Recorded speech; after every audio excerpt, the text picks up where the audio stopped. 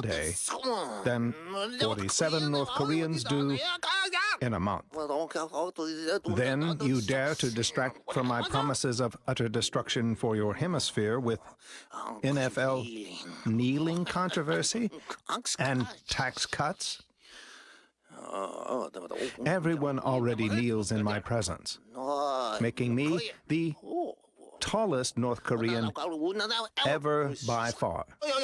And no one in my country ever pays taxes. No income, no taxes. Simple. I, Kim Jong-un, spit on your flag every day and sing your national anthem backwards to a Mariah Carey tune to show contempt for you personally. However, if you sent an emissary soon with gifts of crude oil, AA batteries for non-military purposes, and Hugh Hefner's ashes for medicinal purposes, I may let your people live another 60 days. This has been a morning update from leader Kim Jong-un on the Me network, executing flawlessly every day. Goodbye, Mr. Engineer.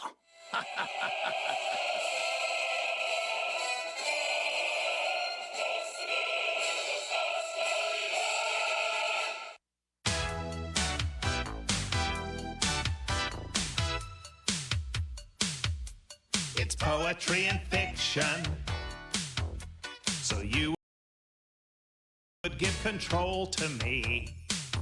Rising temperatures and oceans, sweet deals for my friends and me. We blinded you with science. They blinded you with science. Mixed with ideology. Yeah. They blinded you with science. Hanson, Jones, and Man and Me blinded you with science. Science. They blinded you. Peer-reviewed by family blinded you with science. Science! Science? It was poetry and fiction. Whatever sounded scary. I don't need all this commotion about emails and climatology. Okay, so we blinded you with science. They blinded you with science. Filled with ideology. Does this mean I have to give the Nobel back?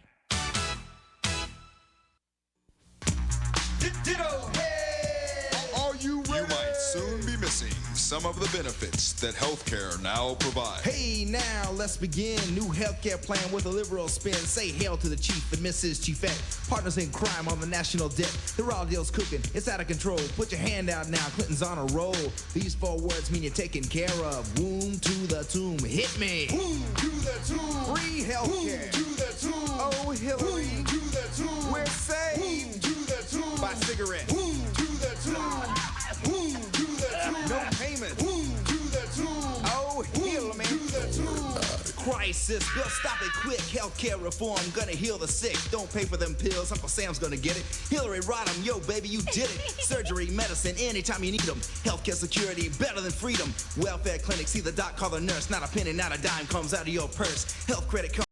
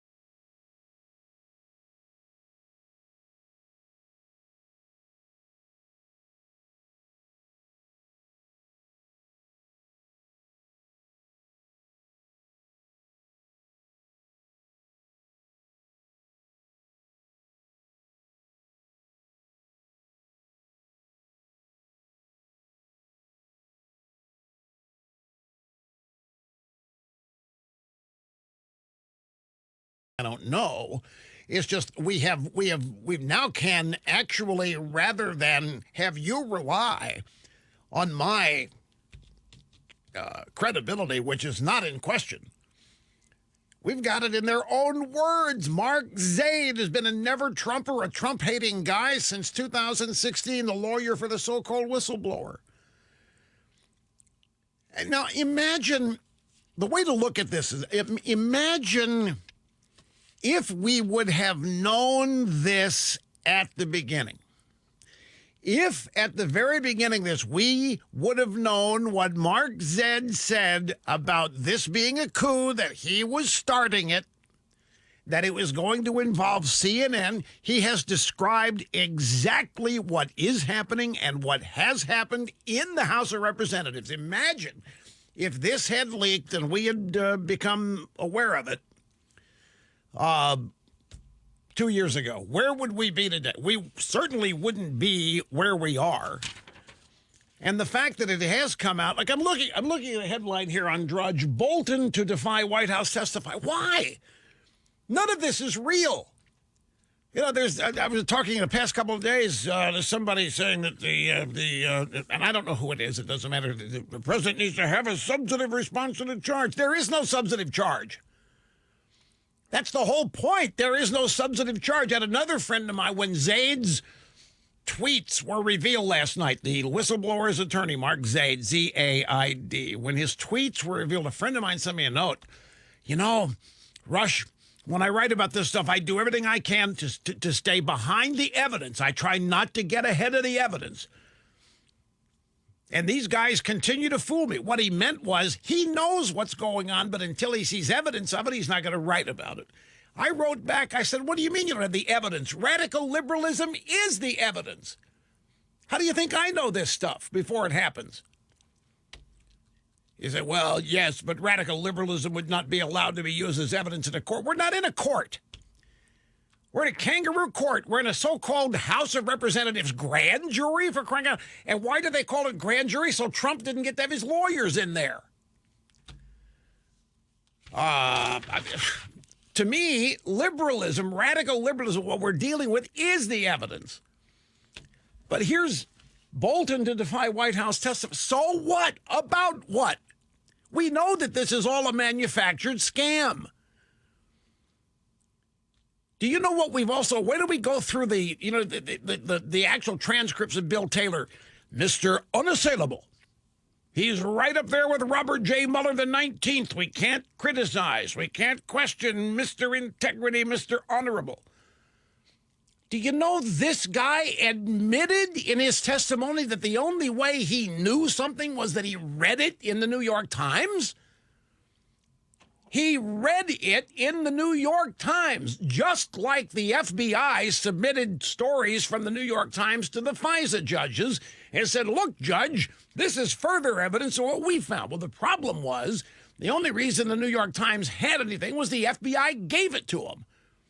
So the FBI gives them evidence of Carter Page and all this stuff going on with the Russia collusion. Then the New York Times prints what the FBI gave them. Then the FBI takes the New York Times story, puts it in the application packet, goes to the FISA court, says, look, Judge, why, even the New York Times knows what we know. So Bill Taylor said that some of the things he knew, he only knew because he read the New York Times. Well, we know the New York Times is making things up. This thing ought to be shut down is what ought to happen. It ought to be, for the sake of preventing embarrassment on the part of all these people, this needs to be shut down. And I'm going to tell you, folks, if things break right over the next week or so, then Pencil Neck is going to melt away. As we talked about yesterday, the quid pro quo is disappearing. There never was a quid pro quo. Oh, something else that we're learning. 3 of the star witnesses, Tim Morrison, Bill Taylor, and Ivan Yovanovitch, or Michelle Yovanovitch, whatever her first name is, I don't know. You know what they've all 3 admitted? That Ukraine is in much better shape now than they were under Obama. That the aid Obama did not give them has been provided, and Ukraine is in much better shape. They're much better prepared to defend themselves. Their economy is much better after 3 years of Trump than after 8 years of Obama. These star witnesses are now. That hasn't been released, of course. Schiff didn't release that stuff in his leaks of excerpted testimony to the New York Times. So, yeah, the quid pro quo is disappearing, replaced now by obstruction, pointed out yesterday. And when they go there, that means things are falling apart. Obstruction they went to after Mueller's collusion failed. Now, bribery? The quid pro quo has been replaced by bribery, which is following the Mueller meltdown script as collusion evaporated. You know, folks, I made an observation yesterday, and that observation is when these people can control this by having it all done in private, like for 2.5 years, 2 years, whatever, the Mueller investigation, there wasn't one leak. Oh, folks, pardon my interrupting myself here, but I got to... You know, ABC News had a whistleblower. Somebody working at ABC revealed that Amy Robach had the goods on Jeffrey Epstein and Bill Clinton during the 2016 presidential campaign, and they spiked the story because it would have been damaging to Hillary. They refused to run it. Amy Robach is, well, my bosses are fine people, and I'm not the whistleblower, and I had nothing to do with it. I was very surprised they spiked it, but that's their business. They can do what they want to do. Anyway, the whistleblower at ABC who told her went over and is now working at CBS, except he's not. They've already identified him and fired him.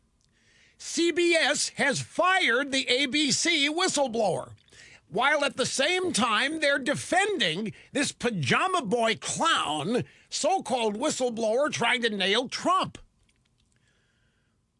I just was emailed a bunch of pictures of the whistleblower, the leaker, and the picture. And I guess they're on.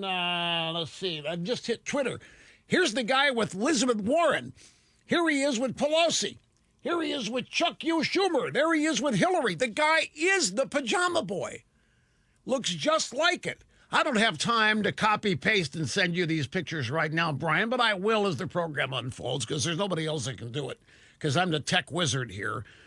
And if I ask somebody else to do this, it'll take them 2 hours. I can do it in a 2-minute break if I apply myself. They're right there, the whistleblower with Pocahontas, whistleblower with Pelosi, whistleblower with Chuck U. Schumer, whistleblower with Hillary Rodham Clinton. This stinks to high hell. Low hell. And there's none of it that is legitimate. But is it not hilarious that ABC's whistleblower gets canned and then gets hired at CBS? So what ABC did, they investigated. It took them all of a week to find out who the whistleblower was. They found out he was at CBS. They called CBS, and they said, you've got a guy that really just stuck it to us. And CBS said, no, we don't. He's gone. We've fired your whistleblower. So the drive-bys are sticking together. In 1 week's time, ABC and CBS identified a whistleblower and then canned the guy. Meanwhile, don't know that we should identify the whistleblower identifying Donald Trump in Ukraine. Be very, very careful. And certainly whistleblowers can't be fired. Have you heard? Primary whistleblower protection is they can't be fired. Well, not unless they happen to work at CBS or ABC. Anyway, it's just...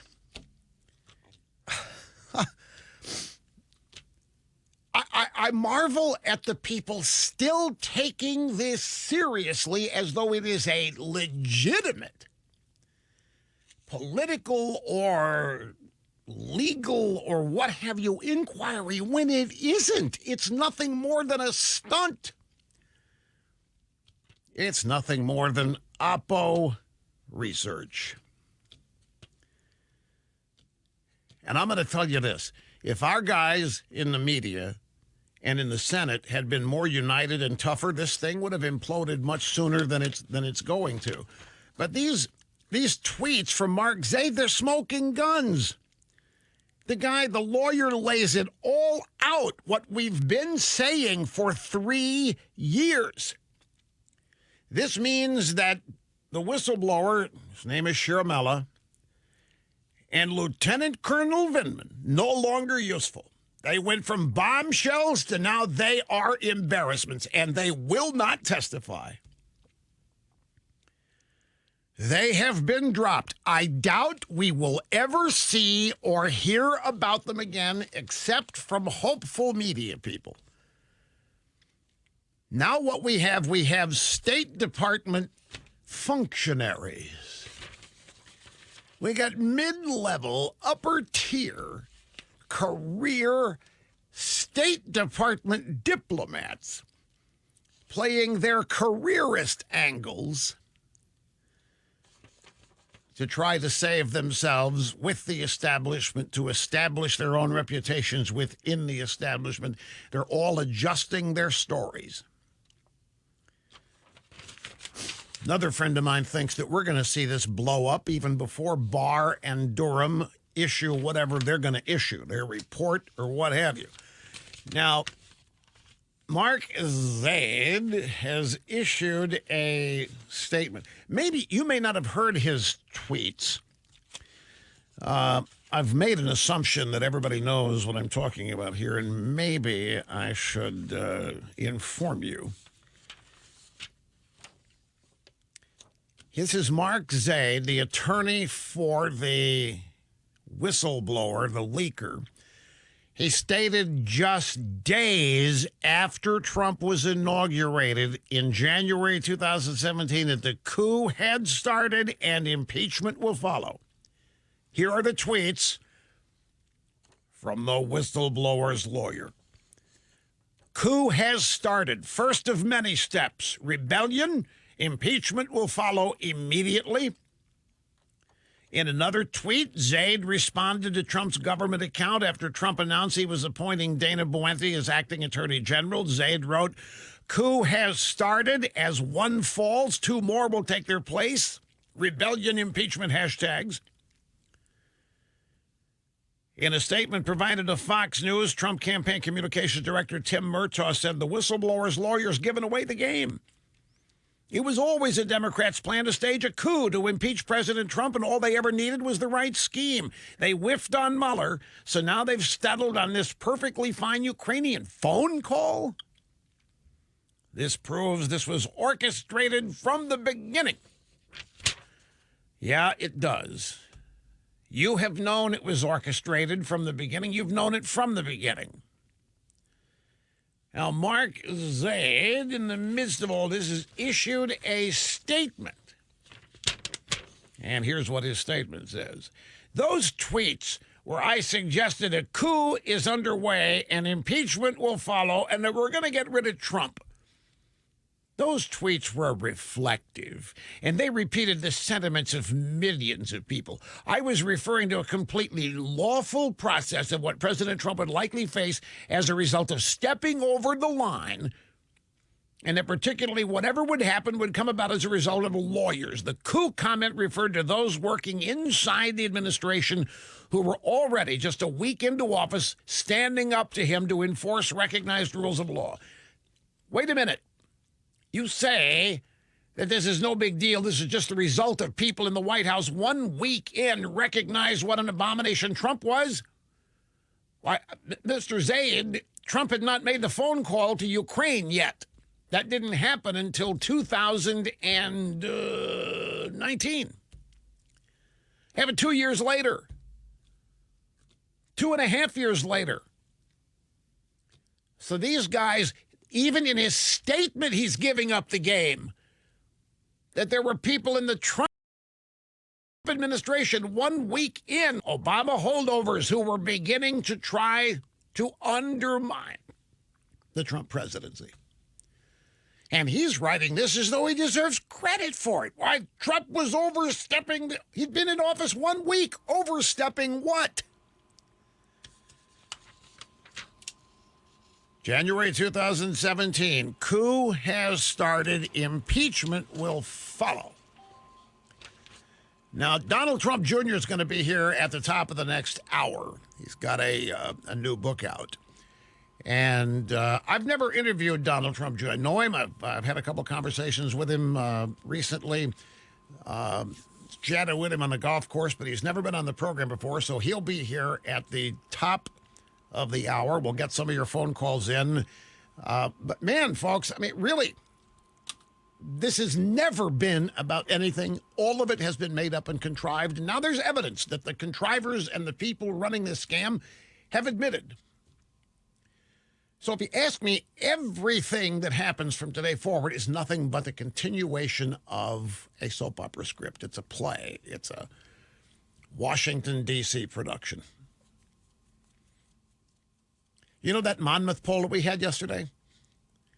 The devastating news for Democrats with the impeachment data. Media is not even using it. Media hadn't even talked about it. They've taken one thing from that poll, one result, to prove that Trump's followers are a cult. It was the Monmouth poll that so many, 62% of Trump voters says there's nothing you can do to make me not support Trump. So they've run with it. See, it's a cult. If Trump had a cult following, then Matt Bevin would have won the Kentucky race for governor. That same poll also showed that an even bigger number of Democrats are not going to change their minds and support Trump no matter what he does. Same poll makes the Democrat voter group seem an even bigger cult than Trump's. Anyway, folks, none of this is legitimate. You realize how hard it is to talk? None of this is legitimate. I got to take a break. I just saw the clock. Hang on. We'll be back in just a second. Unfiltered Don't go and away. Unstoppable Rush on the EIB Network.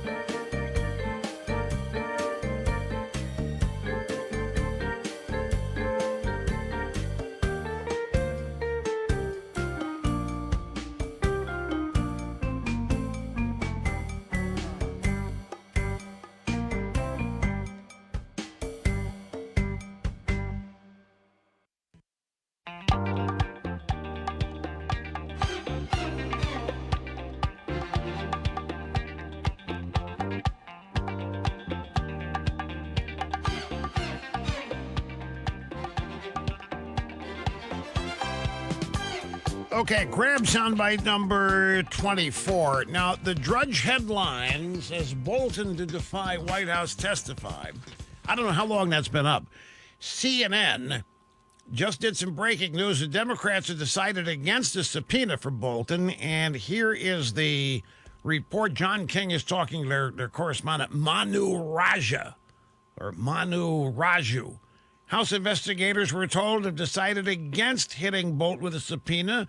Manu, does it make it less likely that he appears at all now? It's possible he may not appear at all because, according to a statement that was provided by a House Intelligence Committee official, that John Bolton had informed this committee that if they issued a subpoena, that his attorneys would take this to court and fight this out in court. And according to this official, they say that we have no interest in allowing the administration to play rope-a-dope with us in the courts for months. Well, they wouldn't care about playing rope-a-dope. They don't have anything. They don't have anything. That's why Bolton's not, if he's not, I don't know which is right now. I don't have the timeline in front of me, but this was just moments ago that CNN said this. Anyway, hang on. Be right back. Don't go anywhere. Is your terror cell living in terror? Now this word from the New York Times to jihadists everywhere. Is your safe house not that safe? If you want your sleeper cell to sleep safely, read the New York Times. Jihadists everywhere depend on the New York Times. I saved my sleeper cell thanks to the New York Times. For information you can't get anywhere else. Did you know your phone calls are traced? Did you know your money transfers are being intercepted? Now, thanks to the New York Times, you will be safe and secure. I rerouted my terror funds thanks to the New York Times. From Tora Bora to Tijuana, terrorists everywhere depend on the New York Times. Because you'll find all the secret stuff that makes news meaningful to you. Plus, exciting bonus features. Daily attacks on the infidels by Maureen O'Dowd and Paul Al-Krugman and Tom Al-Friedman. Not to mention the entire front page of our newspaper, which is daily attacks on the infidels. Gift subscriptions available. We offer at the New York Times quantity discounts for large terror cells, educational discounts for madrasas and terrorist training camps. Read the New York Times and your sleeper cell can sleep safely. Even in the deepest, darkest cave, you'll be the first to get inside knowledge of what the infidels have in mind to wipe you out. New York Times, The Infidels Jihad Journal.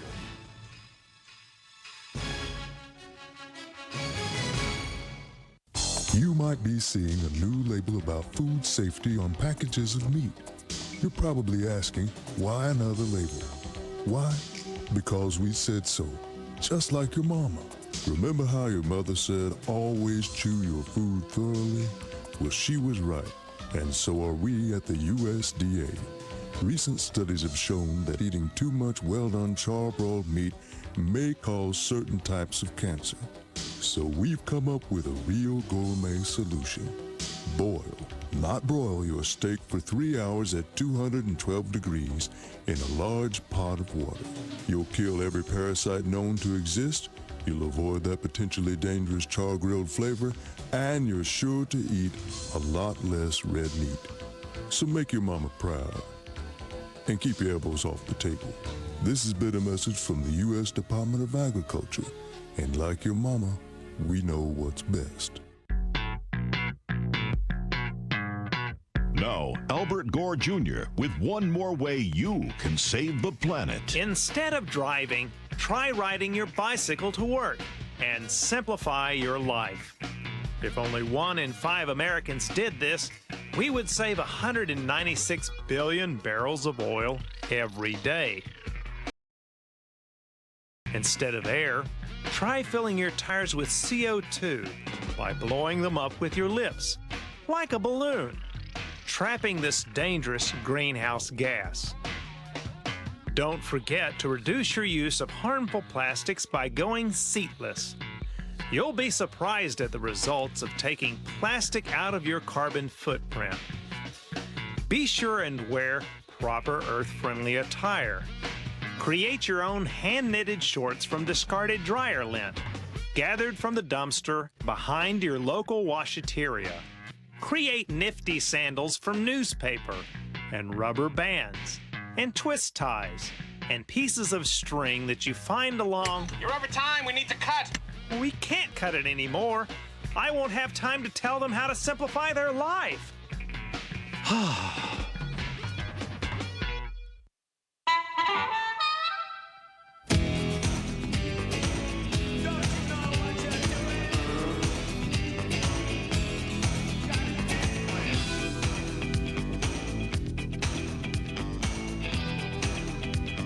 An expert at play-by-play of the news and meeting and surpassing all audience expectations, Rush Limbaugh, the EIB network. Okay, so there's a little bit more to this Mark Zed guy, who is the whistleblower lawyer, who acknowledged that a coup to overturn the presidential election began 1 week after. Actually, it began during the transition. It began with Flynn. It began with all of this began probably even before the election. If you wanted the truth, that was Struck, Stroke, Smirk, and Lisa Page with their Plan B insurance policy. Mark Zed tweeted on January 30th, 2017, a coup has started. First of many steps. Impeachment will follow ultimately. He also tweeted, coup has started. As one falls, two more will take their place.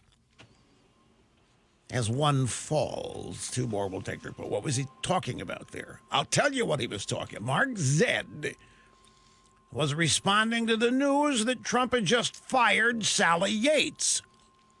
She was the acting attorney general. Remember, Sessions had recused himself. So Trump fired Sally Yates because Sally Yates instructed the Justice Department not to defend Trump's executive order, the travel ban. It was a temporary ban on the admission of refugees, barred travel from terrorist hotbeds. Sally Yates told the Justice Department to ignore the president. So Trump canned her, fired her. Mark Zed was cheering on Sally Yates, cheering on an executive branch employee for refusing to carry out a lawful presidential order. However, this guy's call for a coup did not stop there. In May of 2017, Mark Zed tweeted, Johnson 1868, Nixon 1973, Clinton 1998, impeachment hearings. Next up, Trump. Then in June of 2017, he tweeted, 45 years from now, we might be recalling stories regarding the impeachment of Donald Trump. I'll be old, but it'll be worth the wait. In July 2017, Mark Zed tweeted, I predict CNN will play a key role in Donald Trump not finishing out his full term as president. And now this guy's, oh, no, there's nothing to see here. I was simply reflecting on what millions of patriots were reacting to when we saw what an abomination Trump was. I never heard of Mark Zed before. This is the classic illustration of deep state, folks. I never heard of this guy, but everybody in Washington apparently knows who he is. I talked to a friend of mine. Oh, yeah, this guy's well-known, Rush. He's hated Trump since before Trump ran for president. This guy's a never-Trumper, maybe the head of the club.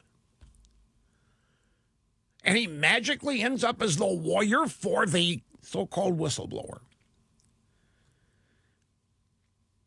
July 2017, I predict CNN will play a key role in Donald Trump not finishing out. Imagine if we had known this back then. Just imagine how the landscape would have changed. Now, again, folks, we did know. We just didn't have this backup, but we knew what they were doing. We knew there was no Trump-Russia collusion. There was no Russian meddling in the election. They didn't change the outcome of anything. There's another tweet Later in July 2017, Mark said, "We will get rid of him. And this country's strong enough to survive even him and his supporters."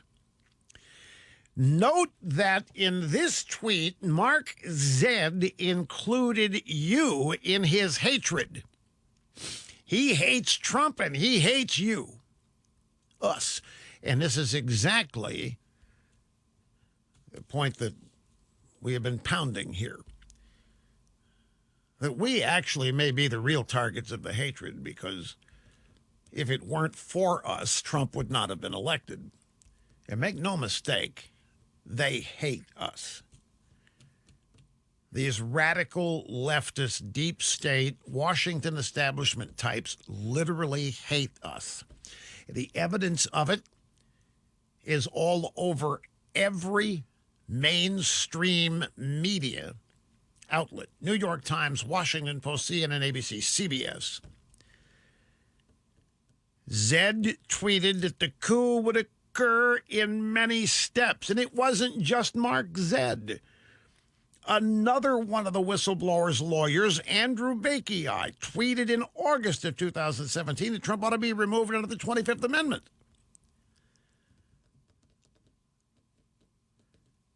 If you want an illustration of deep state, this is it, folks. People you've never heard of, people that were never elected, but they are career Washington elitists.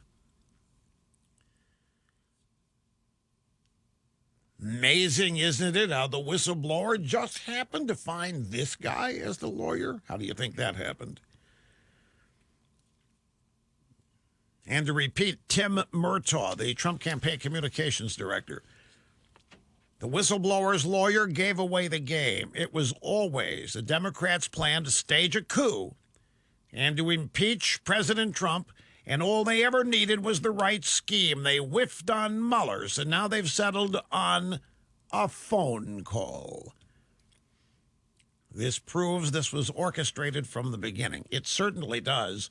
And by the way, when Zed was tweeting all of this rot gut back in 2017, the phone call between Trump and Ukraine's president had not even happened, and it wouldn't happen for 2 years. Stop and think of that. Then he says it's going to happen in stages, that CNN is going to be instrumental in it. This is a big deal, folks. They're attempting to overturn a duly constituted and legal election. This is not just politics as usual.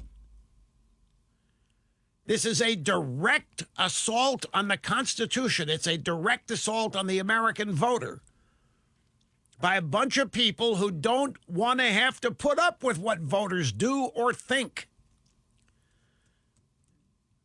You elect the wrong person, and they're going to try to take your choice away from you. And they're going to try to destroy the people you vote for as a means of destroying you and dispiriting you. Let me get a phone call in. We got Donald Trump Jr. He's got a new book, Triggered, that apparently he got some heat today on The View because he's outed the name of the whistleblower.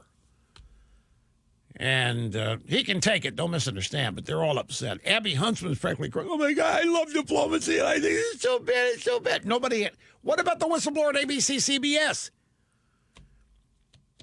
Anyway, we're going to go to Los Angeles. This is Tim. You're up first today with us, and it's great to have you, sir. Hello. Yes, Rush.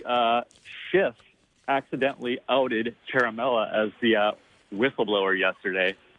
His staff left it in the William Taylor transcript, and it's posted all over the mainstream media. Schiff posted it on the House website, realized that he screwed up yesterday and pulled it down last night, but it's still all over NBC, CNN. Now, wait. Now, I knew this. I knew that Schiff's staff failed to redact Caramella's name in one of the transcripts they released with the testimony of Bill Taylor. I had not heard they pulled it down. Last I heard was they hadn't changed it. It was still up there. He pulled it down last night? He pulled it down off the House website last night. I'm not sure exactly what time, but It's still up on all the mainstream media websites of the PDF. During Mark Meadows' questioning, it's still there. They all outed it. Nobody should be hiding this name anymore. They all outed him, every single one of them. Well, when I first heard about this, now this is hours old. This is earlier this morning when I was smack dab in the middle of show prep. The last I heard on this until your call was that the staff had outed the name and had not redacted it, and still it was there, so people were speculating. Maybe he's not the whistleblower then if Schiff didn't pull the name down. But you're saying he's pulled it down. Nope, he absolutely, last night when this first broke, yes, they absolutely 100% pulled it off the House website. The right. 11 So page, what is your take? Is still there. What's your interpretation of this? They screwed up. Like, they are so arrogant. Russia put the transcript out there, and they just flat out made a mistake. If they didn't make a mistake, why pull the transcript? But off the House website? it's a sign. It's. I hate to keep bringing it back to things I said because I really don't like making the program about me. But folks, there's a pattern here. When the Democrats have the cloak of secrecy, when nobody but them knows what's going on, like the Mueller report, there weren't any leaks from the Mueller report. So everybody was allowed to build up expectations. Mueller's got the goods. Trump's gone. He's going to prove that Trump colluded and Trump stole the... Of course, the report comes out and it was dead. It was a dud. So then they immediately moved over to obstruction. And they couldn't get anything on that. So then they brought Mueller out in public. They just couldn't accept that Mueller found nothing. They brought him... When it turned public, it was a disaster. Mueller was a doddering old man who didn't know what was in his own report because he didn't write it. A guy named Andrew Weissman and the rest of the staff wrote it. Mueller was a figurehead from the get-go to give it credibility and an unassailable reputation and all of that. But the point is, when they went public, it was a disaster. And that's the trend. Now, Schiff is getting ready to go public now. And all of this is starting to implode. So what's Schiff's doing? Well, they got the whistleblower's name out. And now we are learning that Schiff is not even going to use the whistleblower, not even going to use Vindman because quid pro quo may not have any teeth. So now they're going to go to bribery. It's an exact replay of what happened with the Mueller investigation and report. And their problem is they don't have anything. They are lying. They are manufacturing an ongoing illusion, and they add to the illusion at every step or phase of this with a new allegation. Like the phone call just happens to fall into their lap. Oh, we're going to impeach Trump over the phone call. That's because colluding with Russia bombed out. This is going to implode on them. It is starting to. We may even be ahead of the game on that. Tim, thanks for the call. Brief break. Back with more after this. America's most listened to talk radio host. Rush Limbaugh. On the EIB network.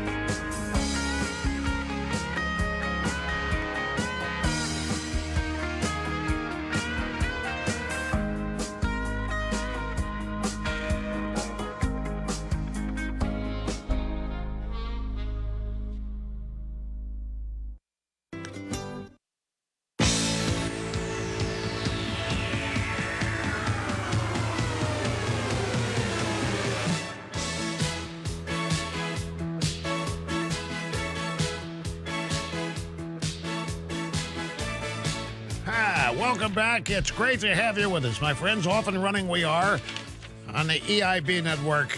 Here is the transcript where Schiff released that identified the name of the whistleblower. Schiff didn't do it. It came in the form of a question from one of the Republicans, and I don't know who the Republican was. And I think the witness here is Bill Taylor, but I'm not even sure of that. But this has since been taken down. Question, okay, does a person by the name of Eric Sharamella ring a bell for you? Answer, it doesn't. Question, so to your knowledge, you never had any communication with somebody by that name? Answer, correct. I think it was Taylor, and I think it's Mark Meadows asking, but I'm not sure. Anyway, Schiff didn't release it or ask it. It was a Republican questioning Taylor. And that was part of his name. Eric Sharamella was released by Schiff. Now this is no longer there. It's been pulled down. Here's soundbite couple, Donald Trump Jr., who we got coming on here in a few minutes. On The View today, Abby Huntsman, Donald Trump Jr., and Kimberly Guilfoyle is with him. Abby Huntsman says the whole point of releasing a name is to intimidate somebody, to threaten somebody, to scare other people from coming out. That's something that dictators do. I've lived in China. I've seen it firsthand. That's not what America does. We stand by our people. Why did you want to release the name of this whistleblower? Number 25, cut 25. You don't have somebody 25. Donald Trump Jr. said, it seems to me that everyone's outraged that his name is out there because now people are saying, okay, he's tied to Biden. While Joe Biden was working in the White House, he has ties to Brennan, who's been leading the cabal on Trump. Let's be honest about it. ABC is right now chasing down a whistleblower about all the Epstein stuff because those stories were killed. So we're going to have a conversation about the outrage. Anyway, you don't have 25 or 26. You don't. All right. Well, let me squeeze another phone call, and we'll ask him about it when he gets here. Where are we going next to the phone? Can somebody give me a green? Bradenton, Florida. Jane, welcome to the EIB Network. Hello. Hi. What an honor to speak to you. Great to have you here with us. Thank you. My question is there any accountability from the beginning, the whistleblower? There were representations that were made to the IG that allowed everything to go forward, and everything has so turned around now. Is there any accountability? You mean, is the whistleblower going to get in trouble for doing anything the way he's done it? Exactly. No. This is a Democrat media-run operation. The whistleblower was told things that he did not hear by Vindman, we think, but we're not sure about that even. The whistleblower then called Adam Schiff. Right there's a violation. A whistleblower, if he's really blowing a whistle, has to go to the inspector general. He didn't do that. He went to Schiff. Schiff then examined. Schiff knew this was coming. It's all a setup. Every bit of this is a setup. And now that that's been learned, remember, the key to this, Jane, is that Trump released the transcript. That is what blew this up. This was going to be something entirely different if Trump had not released the transcript. They were going to be able to say that it was whatever it was, characterize it however they wanted to characterize it. They wanted to be able to say Trump was obstructing, he was covering up. He releases the transcript.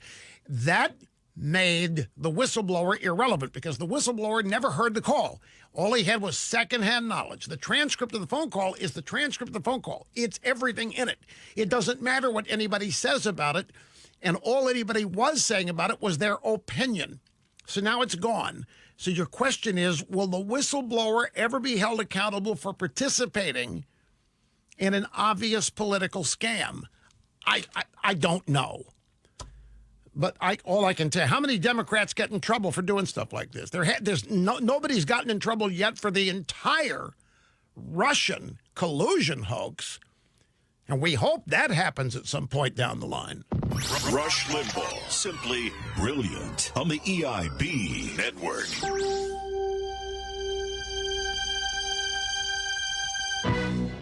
We now take you behind the scenes at Hillary for President. Late at night, the hotline rings through to Chappaqua.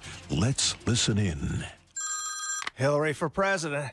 What's the problem now? Hi, Bill. What's that? Oh, hi, Kaz. Can you believe I got to trial? Yeah, I heard you got to go to trial. But it's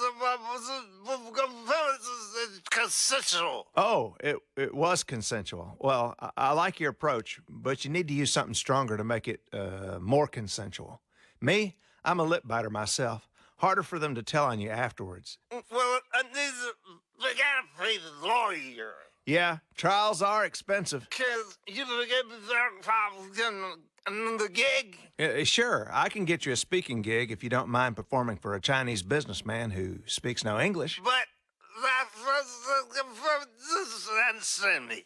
He doesn't have to understand you, but you'll get paid, and then I want you to contribute half of the money to our charity foundation as a finder's fee. But why half? Because it will help rehabilitate your image.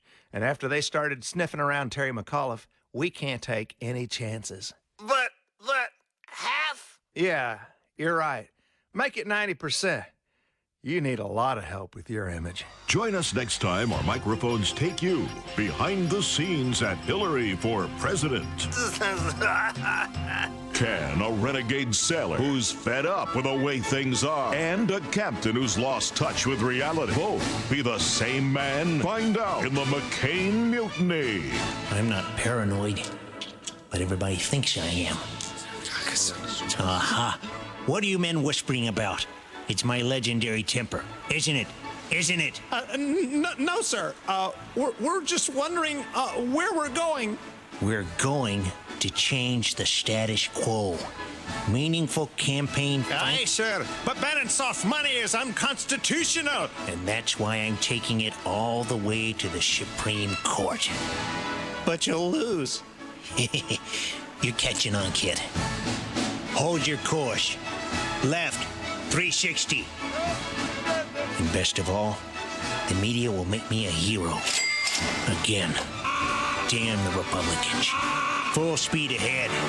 The McCain Mutiny, starring Senator John McCain, the talented, versatile actor-director who brought you Citizen McCain, McCain's Navy, and the unforgettable Western classic, The Keating Five. I don't need your money.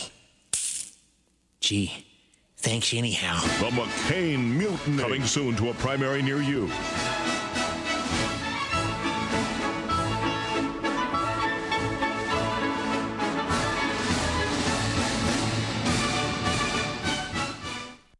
We now.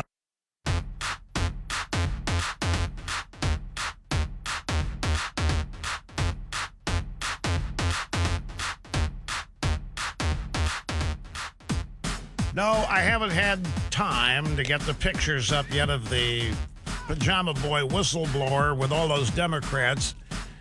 Been chasing down missing audio sound bites and other stuff. Donald Trump Jr. coming up. Triggered, How the Left Thrives on Hate. Wants to silence us. New book, back in a minute.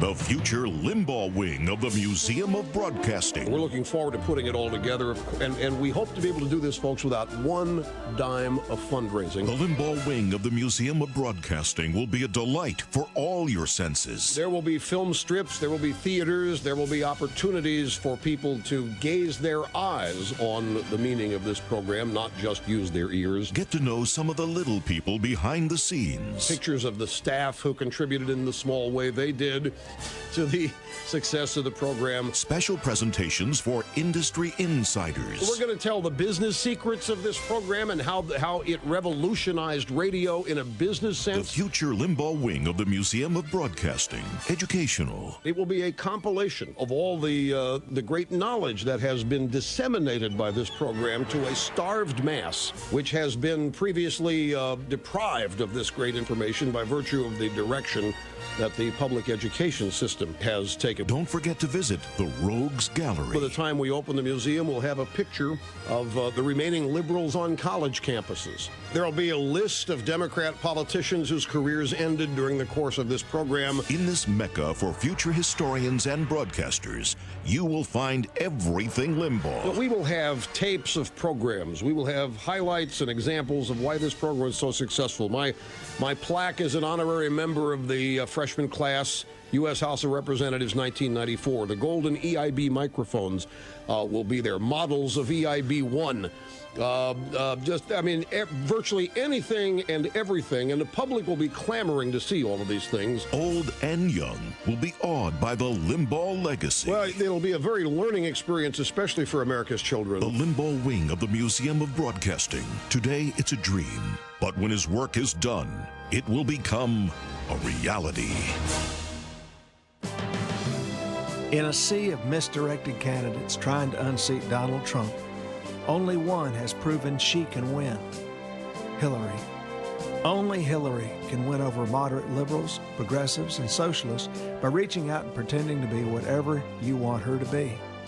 She can be a hawk, a dove, a sophisticated Yankee, or a dyed-in-the-wool, pig-riding Southern Democrat.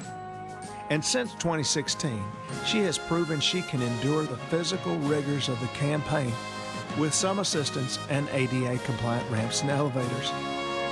In the fight against Donald Trump, it's time to bring our best. It's time to have a proven candidate. It's time for Hillary. Joe, don't clap. She's running against you. Oh, yeah, right. What was I thinking? You weren't. And now a word from the National Keep Our Own Kids Safe campaign about the danger of soccer. I have played soccer since I was in kindergarten. I think that it has affected me. After soccer games, I would be lightheaded from hitting the soccer ball. I broke my leg playing a soccer game. 2 years ago this time, I was in physical therapy for 8 months with a hip injury, all from soccer. Keep Our Own Kids Safe national celebrity spokesman Rush Limbaugh. We thank God, Lisa, that you are among the fortunate few to have learned in time. But think of the people who have not learned, who don't know, who are being led down the primrose path. My friends, I think it's time for serious, drastic action. It is time to ban soccer from television. That obviously is encouraging a lot of people to play. Don't let any of the sponsors that sponsor soccer advertise on TV. Something must be done now. You heard her story. It's not worth risking my body injuries that I could be stuck with for life. I mean, who knows what I could be like 5 years from now? I could be like a paraplegic. I mean, who knows? It's not worth it. Join Rush Limbaugh and help support the Keep Our Own Kids Safe campaign. Look for the Keep Our Own Kids Safe chapter near you. You'll find them everywhere. Now a message in the public interest about PTSD, pre-traumatic stress disorder. Does anyone you know attend a radical mosque with a jihadist imam? Does he or she attempt to reach out to Al-Qaeda, say inflammatory things online or at the workplace about America, the great Satan? At first, you might think they could be an Islamic terrorist nut job, but they are just suffering from PTSD, pre-traumatic stress disorder. Pre-traumatic stress disorder is caused by the stress one experiences from George W. Bush's mistaken attempt to defend our country against terrorism by sending troops overseas. So before you jump to conclusions and get all judgmental about people who act differently than you, remember, gunning down random soldiers and shouting Allahu Akbar may just be a cry for help. This message about pre-traumatic stress disorder brought to you by the Secretary of Homeland Security, Janet Napolitano, who's more worried about offending terrorists than protecting you. Now, more straight talk straight from the campaign bus. Hello, John McCain here with straight talk about tax cuts. As you know, I think the Bush tax cuts were a great idea, and I want to lead the fight to make them permanent. Now, when they were passed into law, I voted against them and fought them all the way. Now, some of you might ask, how can I reconcile both of these positions? Simple, with some straight talk. I really was against the tax cuts then, and now I'm just fibbing, hoping you stupid Floridians won't notice. And that's the truth. And that's more straight talk from a current conservative. Until I'm elected. Suckers. John McCain for president.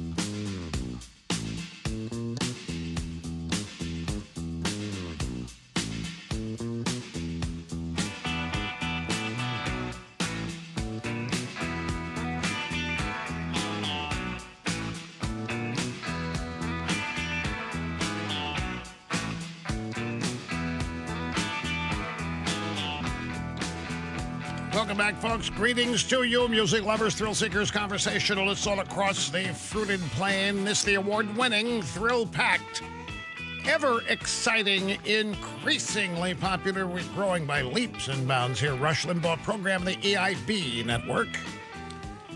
Pleasure to have you here, as always. Telephone number, if you want to be on the program, is 800-282-2882. And it's really great to have Donald Trump Jr. with us. His new book is out, Triggered, How the Left Thrives on Hate and Wants to Silence Us. Welcome to the program, Don. As I say, it's really great to have you here. It's great to be with you, Rush. Thanks for having me. Now, I want to first, before we get into the nuts and bolts of what's happening now, I want to go back to 2015 and even prior. I want to ask you about your family and how all this has affected you. I ran into your sister Ivanka at the Cape Girardeau rally, and I said to her, you all must be so proud. Now, you're right in the middle of the Russia thing. We're coming up on election nights. It's the night before the 2018 midterms, and your father and everybody in your family are the targets of vile, vicious attacks. But I said to her, you must be so proud. And what I meant was that your father has been elected president. What was that like? I mean, I'm sure your father has been a dynamic figure your whole life, like he is for everybody else. But he decides to run for president. I'm sure it was a family decision. What was that like? The campaign? Because I know your dad. Your dad. I even talked to him a month after the election. He expected a month into it that all the partisanship would die and people would fall in line and really admire, respect what he wanted to do for the country. And I told him I didn't think that was going to happen. But what was it like for all of you when this viciousness started and the attacks? I tried to put myself in your shoes, and I've tried my best to understand it, but I wanted to hear from you. Well, listen, it was pretty brutal. I mean, I think that's part of why I decided to write a book, right? I mean, we went through this thing, and, he knew what he was going to get into. Maybe we didn't realize it would be as bad as it is, because, I mean, I can't imagine it getting much worse, especially over the last 3 years. But, I tell the story about, going down in the elevator with him on June 16th, 2015, and he just looked me in the eyes, and the last thing he said before he then walked off to go down the escalator was, "Now we find out who our real friends are." And so, it was a great statement for me because it was so telling, Rush, in that, he knew it would be vicious. He knew it would be rough. He knew people who had known him for years, and you've seen it all. All these people now, Trump's terrible. That's weird. We've had dinner about 15 times. All of a sudden, he's terrible. But more importantly, he knew all those things, and he did it anyway. And so it has been rough. I mean, listen, I'm a guy. I live in New York City. I have young kids. They go to school in New York City. We've gotten, exploding envelopes of white powder substance to our house. I'm the number 2 most threatened protectee of the United States Secret Service after my father, because I'm willing to be vocal and speak for him and do so without just giving up and folding. And so, it it really does depend. I mean, it's amazing to go around the country and see people who've benefited so much, and they tell me the stories about their jobs and their businesses expanding and wages going up, and that's awesome. But, then you put on the sort of, I'm a father of young kids who get to watch this stuff on TV, and the viciousness and the brutality and the protesters and the screaming, and it's so one-sided. I just did The View with Kimberly. It was sort of interesting, and they talk about the whistleblower, and you outed him. I go, what? Outed him? Like, I heard about it on Rush. I think you mentioned it last week, and I saw it on a Drudge Report a few days ago, and I literally quote tweeted an article. I think it was a Breitbart article with the guy's name in it, but I outed him. Like, I wish I would have seen the same outrage. When people are doxing our family, when those exploding envelopes are showing up to our apartment, they don't care if that happens to my family and my kids. They don't mind attacking Barron Trump, who's 13 years old. Hunter Biden's off limits. And, obviously a CIA operative who's, worked for Joe Biden, who's, a friend of Brennan and the coup clown guys. It's pretty sick. And that's the environment in which we live. So it's been both amazing and incredibly rough. Well, it's for us looking at it, from our standpoint, it's all surreal because, Don, none of this is real. There wasn't any meddling with Russia, collusion. That was all done on the Democrat side. This phone call to the Ukraine president, nothing burger. They've never had any evidence about anything. They're having to make it up. I've tried to put myself in your shoes day in and day out and tried to imagine the frustration. It's driving me crazy, and I'm not a Trump.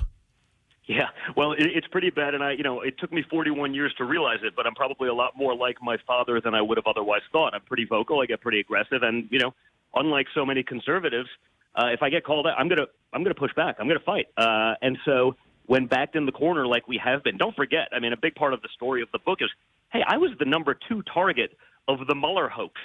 This thing's been going on for a while. I think the big outrage about me apparently, dropping the name, even though it was out there in publications for days, of this supposed whistleblower, is that now that the name's out there, people are realizing, oh, he worked for Brennan.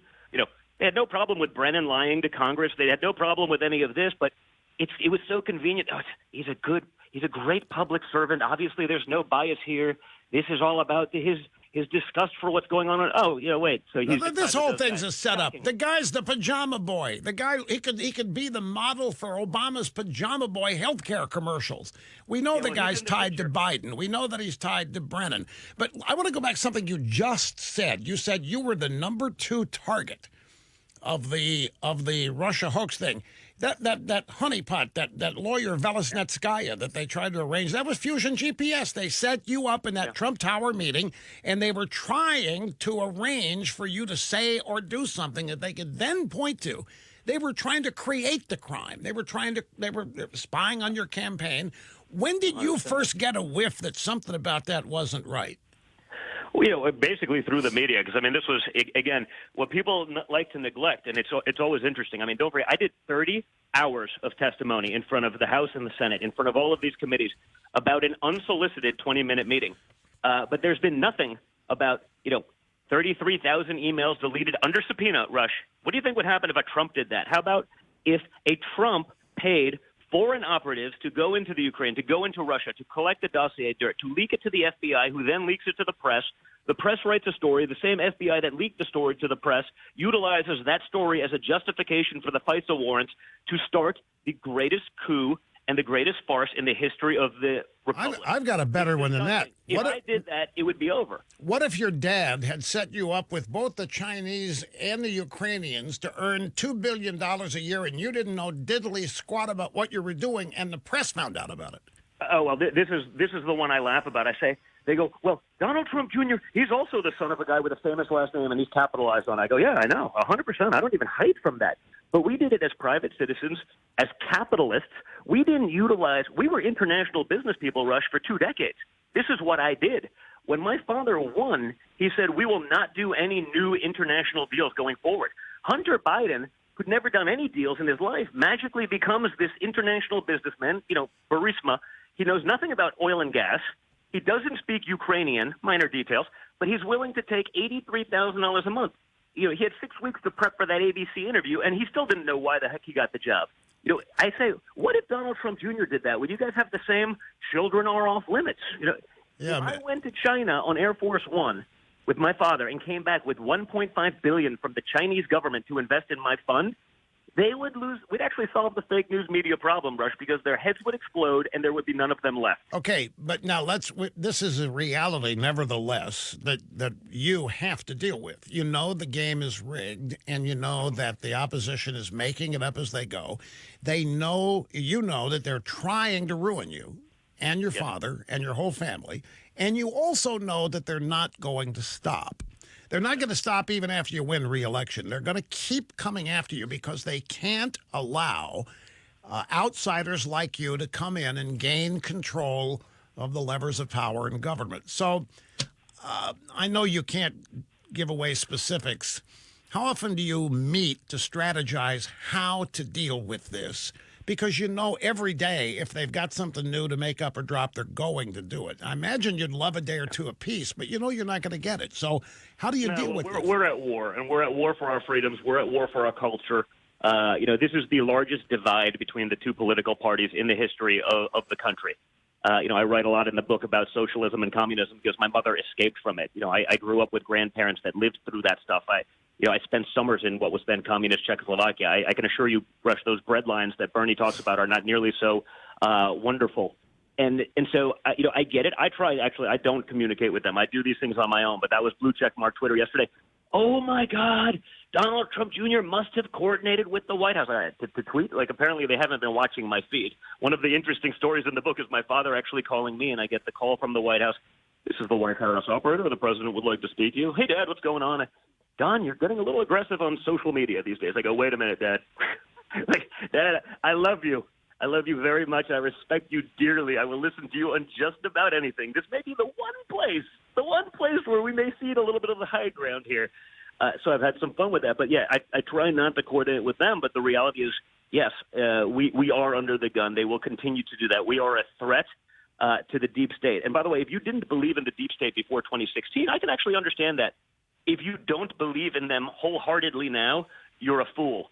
And their actions have shown us that. Mark Zed has confirmed the deep state. He's proudly claimed membership in it, and he's given up the ghost with these discovered tweets. You guys were the target of an impeachment that began 1 week after your father was sworn in as president. Actually, it began before that. It began on November 9th when he did the unthinkable, which was to beat the establishment. The Washington Post dropped their first headline about it 19 minutes after the inauguration, the case for impeaching Trump. 19 minutes, Rush. I mean, you know, that was about the amount of time that it took Obama to get nominated for the Peace Prize. You know, that's the difference. That's the difference between, you know, what we take. On The View today, it was funny when they said, well, your father doesn't take that much heat from the press. I go, please name someone who's taken more. They go, Obama. I go, give me a break. The press took an 8-year vacation. It's why they're so energized now under the Obama administration. There was nothing he could do wrong, regardless of the idiocy of some of the policies, regardless of sending $150 billion to Iran. They all wanted to be sponsor of terror. They wanted to be Obama's best friend. They still do. Look, you said something that you're cramming a lot in here. You just said something that's kind of profound. I want to go back to it. And it's a huge difference. When Biden got elected VP, his son started working for foreign companies, traveling with his dad to arrange these deals. When your father got elected, you and the rest of his children stopped working on international deals, correct? Correct. We stopped doing new deals. Now, we had deals that we started in 2010. You can't walk away from a building halfway through. But we stopped doing new deals. In our hotels, if someone from a foreign government comes in, we literally write a check back to the U.S. Treasury for the profits associated therewith. And that's the nuance. That's the false equivalency that the media refuses to acknowledge, refuses to run, and they still get there, and they're still trying to make sure they got the audit and to do that. And they just pretend like it's not actually happening. And that's the difference. You know, we were international business people for decades. We gave it up. It's a big part of why I'm so into politics because, frankly, I did most of our international business. I did our deals abroad. And now that I can't find or hunt for new deals, I got another thing. The only thing I'm not going to be is bored, Rush. So it's allowed me to create a platform to go help those who are willing to fight for my father in the House, in the Senate, in governor's races, and to ultimately help my father. Because for me, as an American, as a patriot, as a father of 5 young kids, there is nothing more important than fighting for this country and making sure that we save this republic from these crazy people. We are talking with Donald Trump Jr., new book, Triggered, How the Left Thrives on Hate and Wants to Silence Us. You have a couple more minutes. I got to take a spot break here. Can you hang on for a few? Of course. All right, we'll be right back with Donald Trump Jr., folks, so hang on. Don't go away. Attention ditto heads. Get the most Limbaugh allowed by law with a combined membership to Rush 24/7 and the Limbaugh Letter, Rush's radio show on demand, his searing monthly commentaries. Order today and get the EIB Collectible Challenge coin free at rushlimbaugh.com. You're listening to the EIB Network.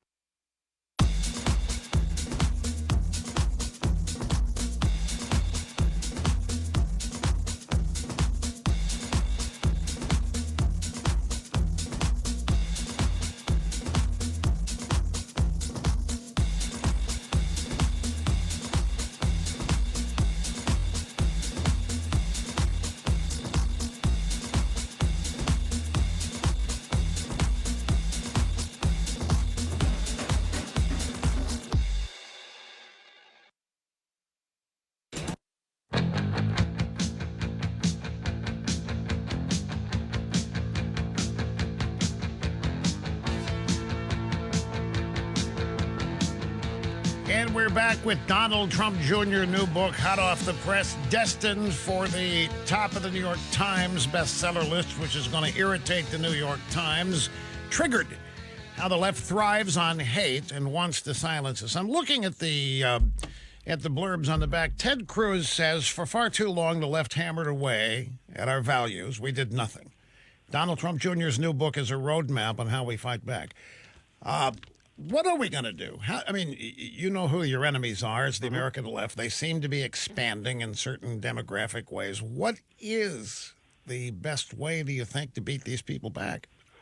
Again, I think it took a personality like Trump to be able to do that. We do have to fight. We have to be vocal. We can't. We've had this sort of mentality, Rush, of turn the other cheek, and we have our principles, and everyone's so loud about their principles on the stump speech, but when they're worried about getting a negative article written about them in a liberal, publication, they fold like a cheap rug. I mean, you can't assume that you're going to get a fair shake from the media today, who's made a cognizant decision to be the marketing arm of the Democrat Party.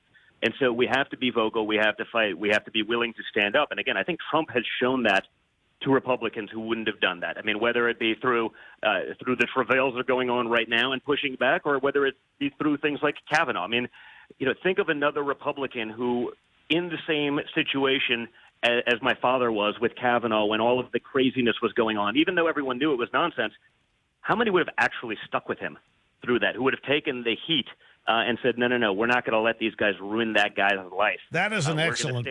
That's an excellent point, and we made note of that at the time. A lot of people would have folded. A lot of presidents, a lot of previous would don't even get any of that stuff near me. They would have said.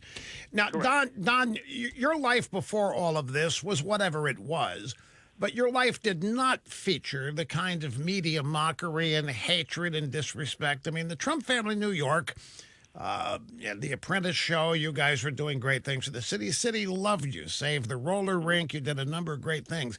How surprising was this total turn to outright hatred for you and your family once your father's political career got in gear?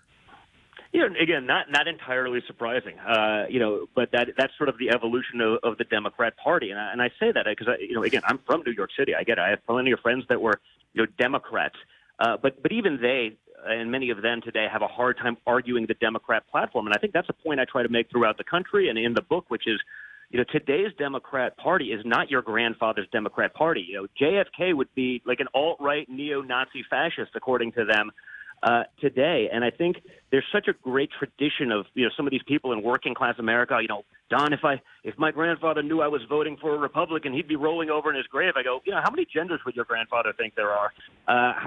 Talk to me about what he would think about today's Democrat Party platform. And that's sort of when the light goes off. And so, I literally try to get out there and speak to people. I'll go speak on college campuses. Like I said, I just did The View with Kimberly. We will put ourselves in there to be heard, and not everyone's going to listen. And I can assure you there's no one less tolerant than a leftist preaching tolerance. So it wasn't entirely surprising, Rush, but there's also a hidden vote that still exists. The example I use is Kimberly convinced me to take her to this restaurant on Valentine's Day, on the Upper East Side of New York. And this is not exactly a conservative stronghold. Yeah. I've been there numerous times when they wouldn't let me in. Yes, exactly. And so I'm sitting there and I'm going, oh no, everyone's giving me side eye, and I'm looking who's the guy that's going to who am I going to have to take a swing at to defend my girlfriend here? And we have this dinner, and I'm sort of annoyed about the whole thing throughout the thing. And we pay our check, we get out, we leave, and this old lady comes up and she's like, "You!"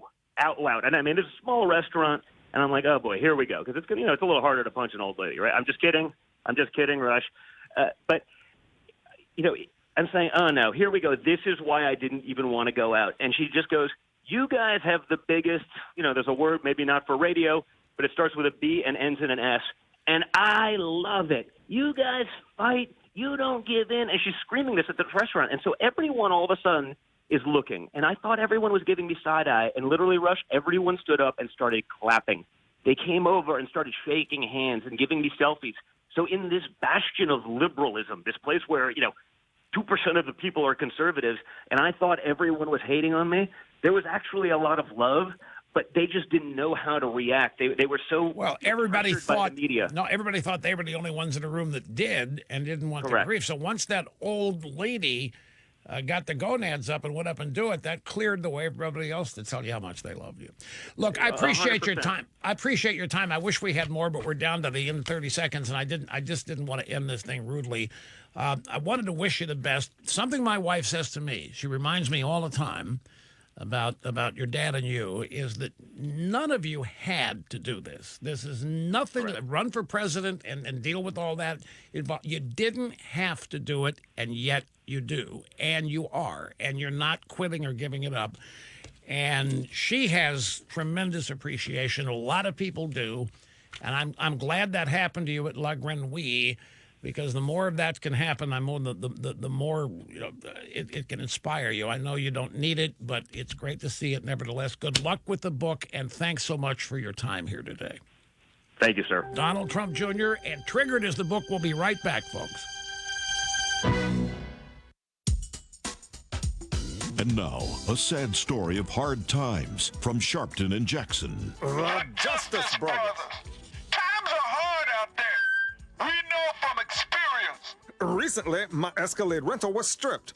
Rims, radio, and reclining bucket seats. And while everybody's talking about a double dip, we got a triple scoop recession at the National Action Network. We both need a stimulus now more than ever. And a payroll tax holiday. Payroll tax holiday? Yeah, retroactive to the second quarter of 1998. But no matter how bad it gets, we both have each other to lean on. That's what being a Justice Brother is all about. I help you, and you help me. That's right. You want to buy a raffle ticket? Well, let me see. Oh, you don't want to look at that. First prize, dinner with Al Sharpton, he pays. Second prize, dinner with Al Sharpton, you pay. Third prize, selected auto parts. Hey, wait a minute. Those are my rims. Come back here, you hustler. You just think these are bad times. I'm gonna give you a really bad time. I didn't know it was from your escapade. Times are hard. Love and togetherness through thick and thin. Sharpton and Jackson, the Justice Brothers.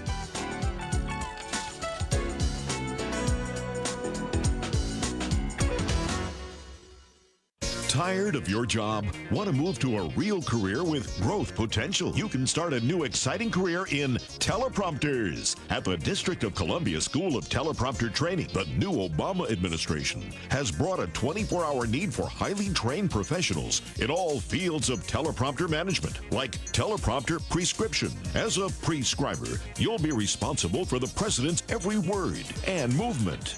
And I want to tell you today that these bonuses are, Cough here. Look to the left. Pause for effect. Pause for effect. Oh, dear. Or maybe you'll want to be a teleprompter repair technician. As a repair technician, you'll spring into action to fix the prompter at crucial moments. You press the off button, sir. Oh, so that's what that is. What does this one do? Please, sir, leave it alone. Now, the EIB network takes you behind the scenes with House Ways and Means Chairman Charlie Rangel. Today, Charlie visits with his new forensic accountant. So, as a professional, what do you think, Mr. Peabody? Well, based on the files that you sent over, 2 complete years of data are missing. And these income figures are blacked out for 2001, 03, 04, 05, and 07. Yeah, well, I told you she was a terrible accountant. Just do the best you can with what you have, okay? Oh, there's no need to worry. Oh, you're my kind of guy. As a forensic accountant, I will be able to retrieve all these missing facts and figures through bank records, receipts, and accurately account for every transaction. What? Every penny. What? I'll bring potential problems to the surface so you can feel at peace knowing that Feel at peace? I want this whole thing to rest in peace. I wanted you to bury it underneath, like Hoffa in the end zone at the Meadowlands. No. I don't speak Spanish. No hable. I don't understand the word you're saying. I can't even hear what you're saying. La la la la la la la la la la la. Start spreading the news. I'm leaving today. But Mr. Rangel, don't leave. Taxes are a responsibility we all must face. Join us next time when we once again go behind the scenes with Chairman Charlie Rangel in his continuing quest for a new accountant.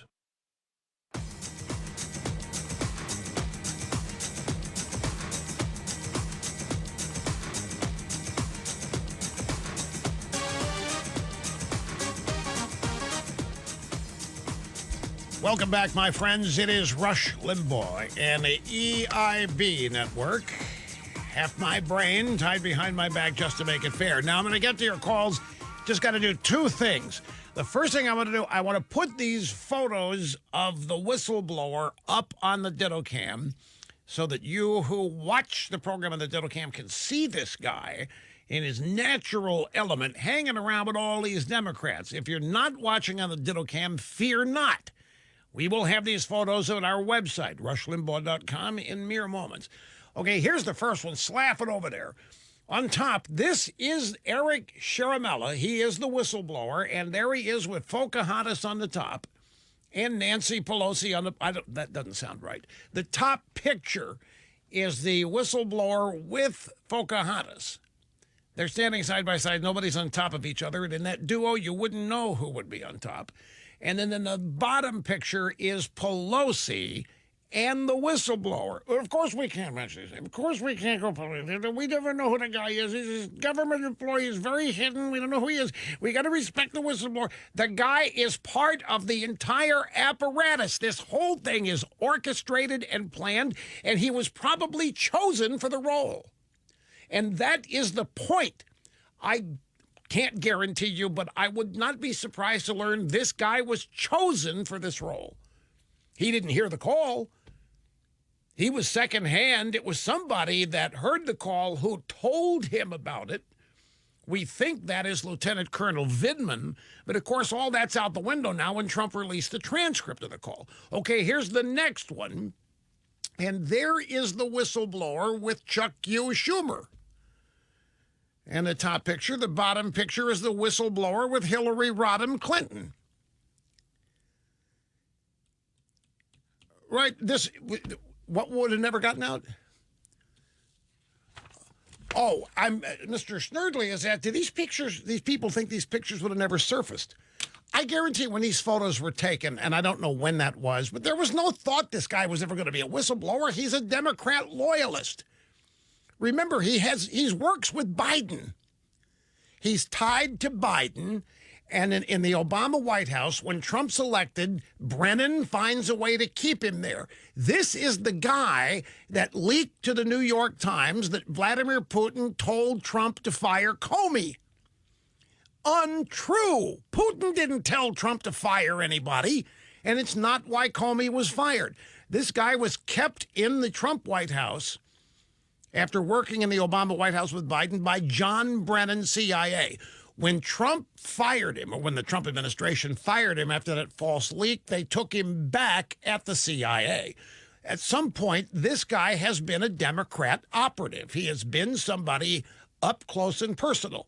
Here is the next picture. This is 6 years ago. This is the pajama boy that was used in the Obama healthcare ads. Now, you tell me, what's the difference? This guy... Okay, switch back real quick. It doesn't matter which picture you go to of the whistleblower. There you go. Whistleblower, pajama boy. Whistleblower, pajama. This guy fits a stereotype. And, of course, what's a Democrat liberal pajama boy? Some woke guy in the basement of his parents' house, anonymously, invisibly tweeting a bunch of stuff. So that's the whistleblower or the leaker. He's not even a whistleblower. He didn't blow the whistle on anything. All of this is so manufactured that it is... I don't know how the Trumps stay sane. I have trouble staying balanced going through this stuff, folks. This is so surreal. It literally is a coup. And it's been admitted to and acknowledged by one of the organizers, Mark Zed, the lawyer for this punk. Young man. We'll keep it respectful. Now we've got the two sound bites of Donald Trump Jr. on The View here. I wanted to play these before the interview, but he referenced them in the interview, so now is a good time. In the first bite, he's talking to Abby Huntsman. She's the daughter of John Huntsman, who's an ambassador to Russia for Trump. He once ran for president. He's a Romney-type Republican, okay? And his daughters are now in politics, kind of like Biden's kid was. And one of them got this gig over on The View, and she's there. She's interviewing Donald Trump Jr. today because he's out talking about his book. And he has revealed the name of the whistleblower on the show. She's outraged. You don't do this in diplomats. Diplomacy is so important. You just don't do it. She said the whole point of releasing a name is to intimidate somebody, to threaten somebody, to scare other people from coming out and being whistleblowers themselves. Meanwhile, this guy is alive and well. ABC and CBS just fired a whistleblower, and nobody's crying over that. Nobody's worried about what happened to the media whistleblower that blew the lid off ABC's spiking a story on Epstein and Clinton. Here's what Donald Trump Jr. said to her. It seems to me that everyone is outraged that his name is out there because now people are saying, okay, he's tied to Joe Biden while Joe Biden was working in the White House. He has ties to Brennan, who's been leading the cabal on Trump. Let's be honest about what it is. ABC is right now chasing down a whistleblower about all of the Epstein stuff because those stories were killed. So if we're going to have the conversation about the outrage about whistleblowers, you work with CBS to out a whistleblower who came up with a story.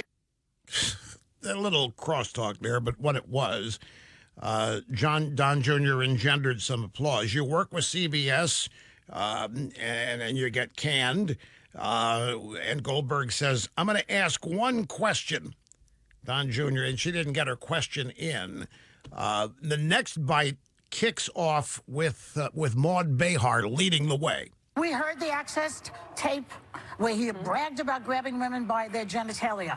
That's what Megyn is talking about. She's talking about lowering the discourse to his level, which is horrible for this country. Even if people are working, we don't want to have a country like that. Do you understand that? We've all done things. We've all done things that we regret. I mean, if we're talking about bringing the discourse down, Joy, you've worn blackface.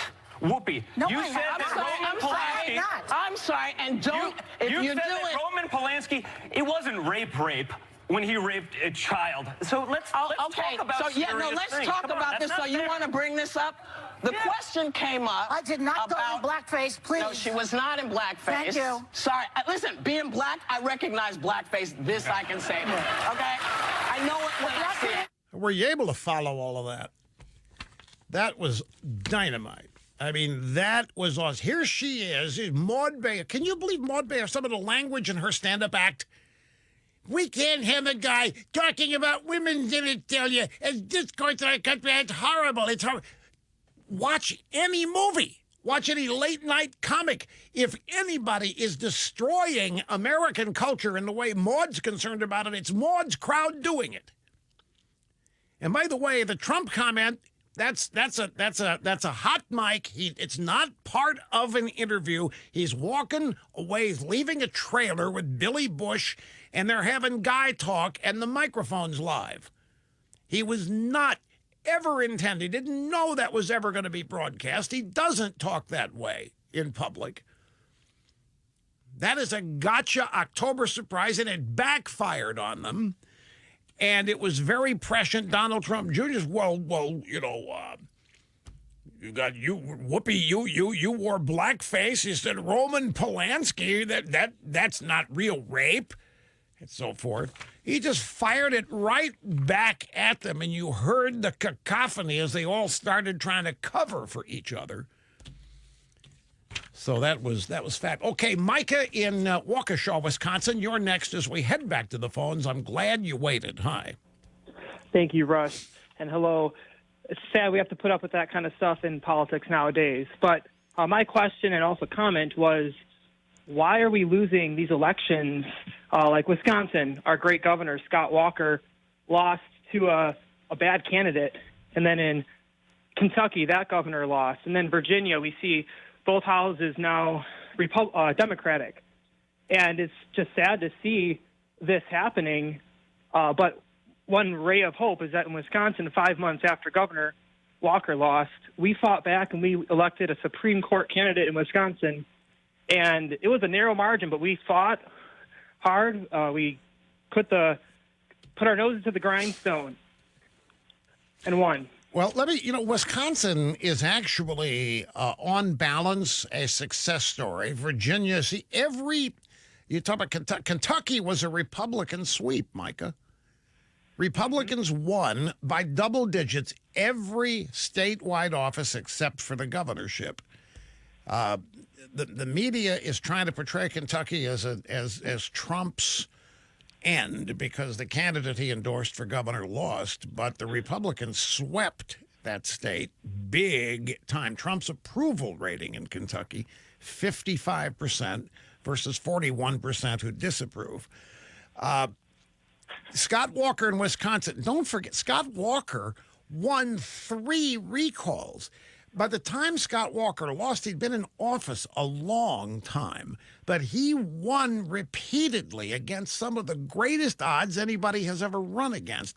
He beat these people back. It's one of the reasons he started the 2016 Republican primary field at the top, because so many people thought that he was somebody who literally had faced the leftist firing squad and had beaten them 3 times, wasn't intimidated, knew how to do it. But everybody in politics eventually wears out their welcome. Virginia is just a function of suburban spread from the deep state. The people live and work in Washington, have polluted the northern suburbs of Virginia, and that sprawl now is including suburbia in down south and in the areas of Richmond and so forth. But there is something going on. I'm not trying to deny your premise. There is something going on, and it's unsettling, and we need to have an answer for it, or an answer to it. And your basic question is, how in the hell is any of this radical liberalism winning anywhere in the United States? And I know that's what your question is, and I share the concern that you have about it. It doesn't make sense. How in the world can some of this radical anti-American liberalism or radical leftism be winning when so much of it seems to be rooted in hatred for America's founding? And it is a troubling reality. And a lot of people, it's Trump, Rush. If Trump weren't there, these people wouldn't be running together. It's not Trump, folks. It isn't Trump.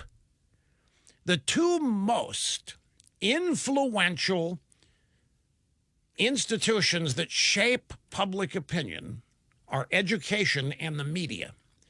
And it's not an accident that white, college-educated millennials and people into their 40s are shifting left. That's all they've been taught when they've gone away to school. Even in high school, that's what they were taught. They grew up watching cartoon shows about how evil American corporations are.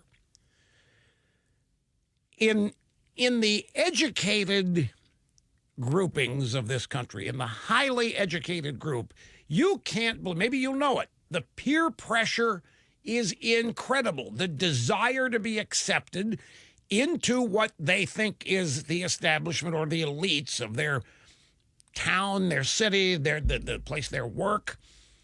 And I don't think you have a whole lot of leaders. I think you've got a lot of followers, and they look at what they think defines what's the majority. They look at what they think defines what's, I hate to use these words, cool and hip, but they work for my point here. I'm just telling you, if a steady diet of mainstream media coupled with the way you're educated, and I'll guarantee you're going to think that Republicans are white supremacists, Nazis, and Klansmen. This is what they've been taught. You can chalk it up to branding. You can chalk it up to education. But I'm telling you, a lot of the white, liberal, radical, educated, suburban demographic today literally believe, because they watch the media. I mean, they see the lies presented after Charlottesville happened. They see the lies every time there's a mass shooting. They see the lies about Republicans, and they just believe it. Everybody believes what they read in the New York Times. They just do. The people that subscribe, they believe what they see on CNN. If we didn't have this program and other talk radio, Fox News, conservative websites, blogospheres, we'd have lost the country already. If they still had their monopoly, there wouldn't have been any pushback. And therein lies the answer. Alternative media here is one of the things that has to continue to grow, and we have got to somehow either reassert our dominance in public and university education or come up with alternatives, because those are the 2 places that are the most powerful in creating public, and I mean creating public opinion, not reflecting it. They create it. Got to take a break. We'll be back with much more right after this. Doing the work that the mainstream American media just won't do. Rush on the EIB network.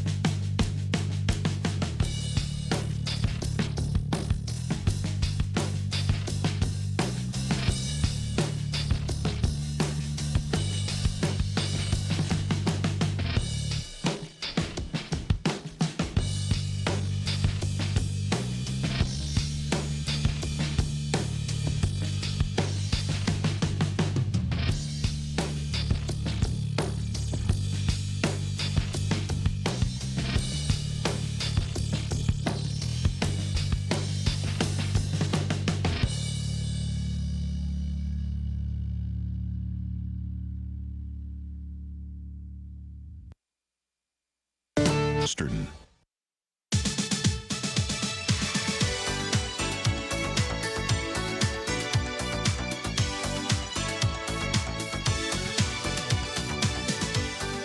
A new phenomenon is occurring out there that I need to explain and translate for you, which I'll do at the top of the next hour. A couple of billionaires are coming out against Pocahontas and her wealth tax plan. The phenomenon about it is that these are the people who always support tax increases on the rich as a means of keeping people with pitchforks and shotguns away from their house. It's how the Kennedys always did it. You come out in support of taxing the rich. You portray the rich as a bunch of heartless SOBs, even though you are one. And the theory is that the rabble will leave you alone because they will think that they're on your side. And it's always been the case. Bill Gates, Warren Buffett, they're out there all the time. I'm not taxed enough. My secretary's paying a higher percentage than I am. It's not right. Now, all of a sudden, Bill Gates and Jamie Dimon, who's a New York financier, are both coming out and say, whoa, I'm not going to go along with what Elizabeth Warren is saying. I will tell you why. And even when you hear what Gates said, it will still stun you to a certain extent. But we have the sound bites of Gates. Maybe we'll get Jamie Dimon before the segment begins. I just saw a little bit of on Fox. I know what he was talking about. I wasn't able to hear it specifically because I was talking to you at the same time. But I've got the Gates sound bites. Wait till you hear how much he's willing to pay, how much he says he's willing to pay before he starts getting upset about it. We'll take a brief time out and come back. Don't go away.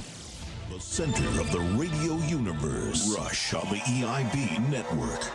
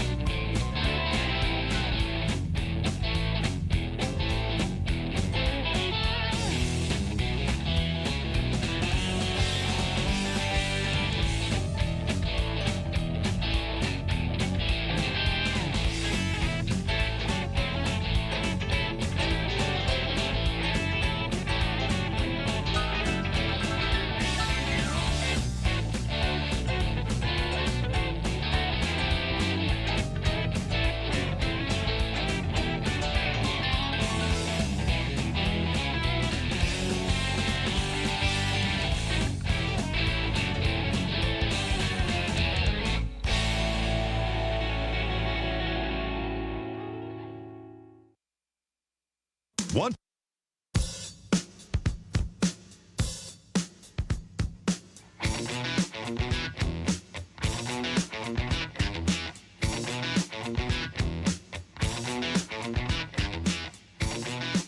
All right, folks, the fastest 3 hours of media. By the way, this is the last hour for me during the week. I am off tomorrow. I don't take vacations.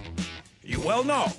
I take a day here, maybe a long 3-day weekend there, which is what I'm going to do here. Mark Stein will be here tomorrow, so we'll make the most of this upcoming hour when we get back.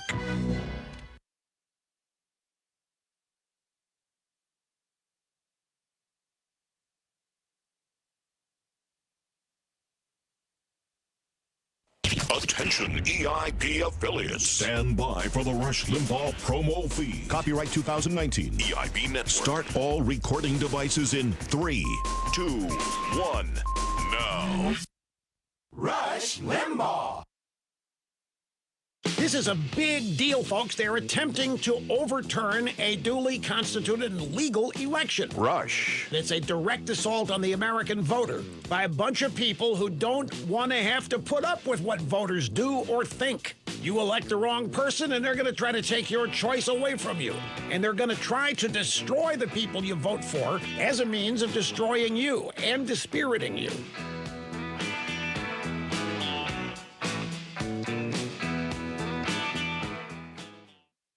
This is a big deal, folks. They're attempting to overturn a duly constituted and legal election.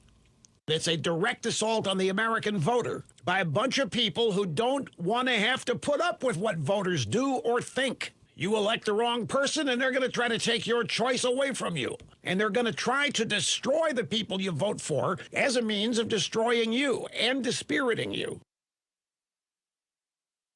The Rush Limbaugh Week in Review. Media wants you to believe that Ward and June Cleaver and Harriet and Ozzie Nelson are all of a sudden becoming radical Democrats. That's not what's happening. Ward and June Cleaver and Harriet and Ozzie Nelson are still there in suburbia, but a bunch of left-wing wacko fruitcakes are moving in, either from the cities or from out of state. And that's why radical liberalism is taking over suburbia.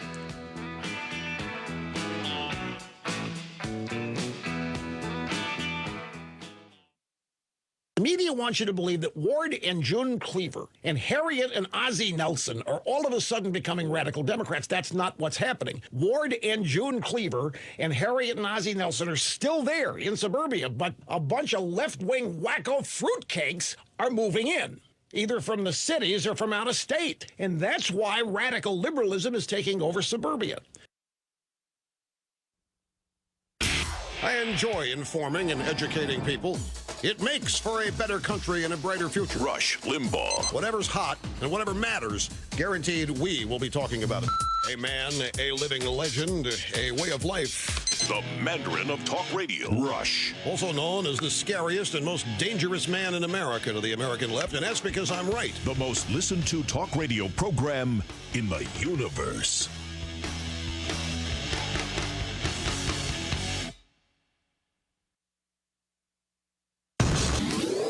This concludes the promo feed. Production directors everywhere. Be with us next time as we make your life easier on the EIB network.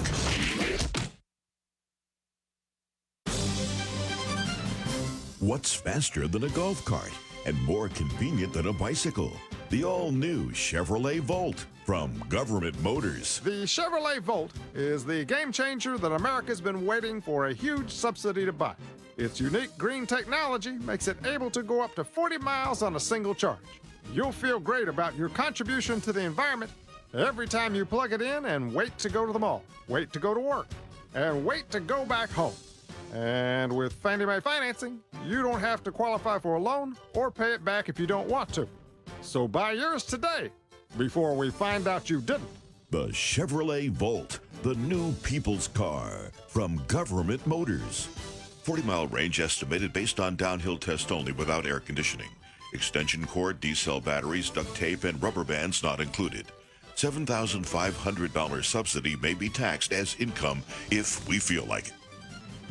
Now a message from Peter. People for the ethical treatment of rodents. People of D.C., you said it was time to stop the killing in the streets, and we listened. With the passage of the Wildlife Act of 2010, pest control companies will finally have to behave humanely toward our rodent brothers by using only capture and relocate tactics. No longer will they be allowed to discriminate against the rice rat and the deer mouse just because they could spread typhoid and 70 other known diseases. To complete the circle of life, licensed pest control companies must move only intact families to better neighborhoods in Maryland and Virginia. Because our rodent brothers may evolve at any time to a higher form of life than ourselves, let us all work together now to promote peace and understanding between our species. Remember, rodents are people too. No, he's not kidding. This is an actual message from Peter. People for the ethical treatment of rodents. And now, Saving the World with Al Gore Jr. Hello, this is Albert Gore Jr. If you've been wondering what I've been doing with my time lately, Well, my friends at East Anglia sent me off on an important emergency scientific mission to measure the snowfall here in Rio de Janeiro. Right now, I know it may be hard for some of you to believe that global warming still exists, but it does, right here in South America. So to prevent further warming, just think of the snow as nature's bounty, cooling the earth, helping her heal. Using chemicals or snowplows to melt or remove it is counterproductive to the ecosystem. So avoid blemishing it in any way by just staying inside and allowing the snow to melt naturally. Carlos, could you bring me another pinas coladas? It's pronounced pina colada. Carlos, don't argue with me. I'm a professor. Join us next time as we once again save the world with Al Gore Jr. I'm a professor. Professor.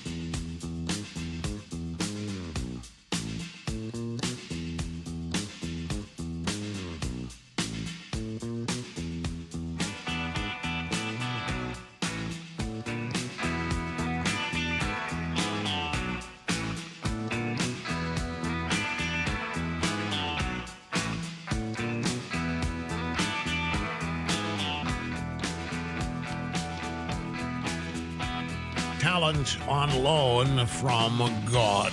Rush Limbaugh, the EIB network. 800-282-2882. The email address, lrushmore@eibnet.us. Look, folks, I've had some emails questioning my own take on this impeachment. To me, this all is made up. There's nothing real here. It's a grand illusion, as I've told you. And yet you turn on the news, like right now, impeachment fight. White House preparing deal with and Rush, you understand they've got to deal with it, right? Because the Democrats are actually trying to do it. Of course I understand. Here's my problem. Let me try to explain it one more time. I guess the best way to do it is, and I'm not calling anybody out. I can't even remember who I saw write this, that the White House had better have a substantive answer to the charge. Okay, what's the charge?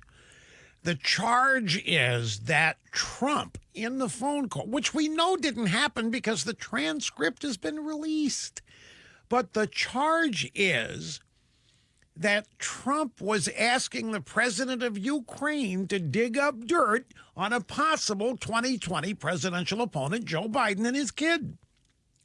And it was withholding aid to Ukraine until he got cooperation from the Ukraine president. Now, that didn't happen.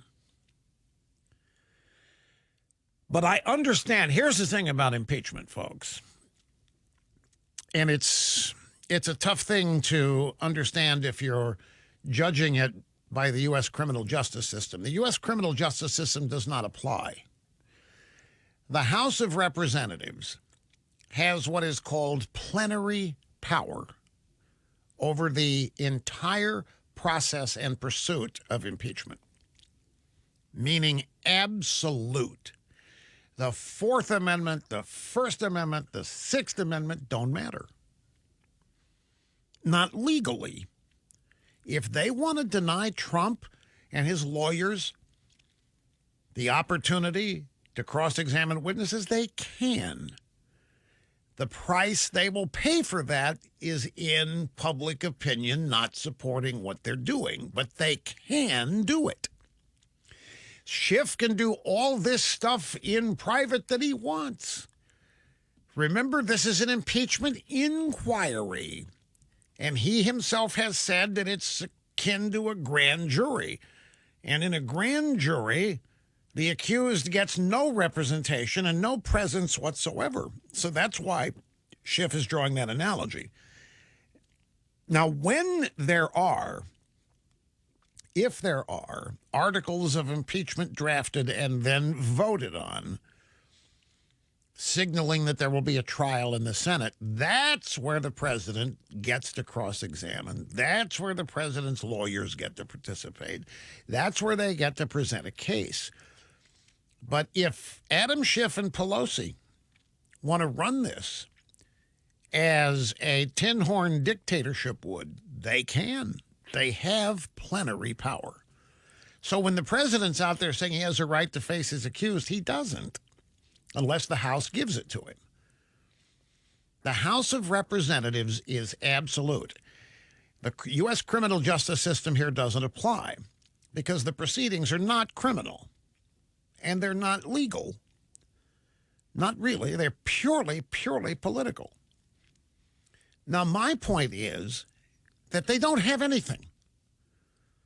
This is like being told to mount a defense of a negative. It's impossible.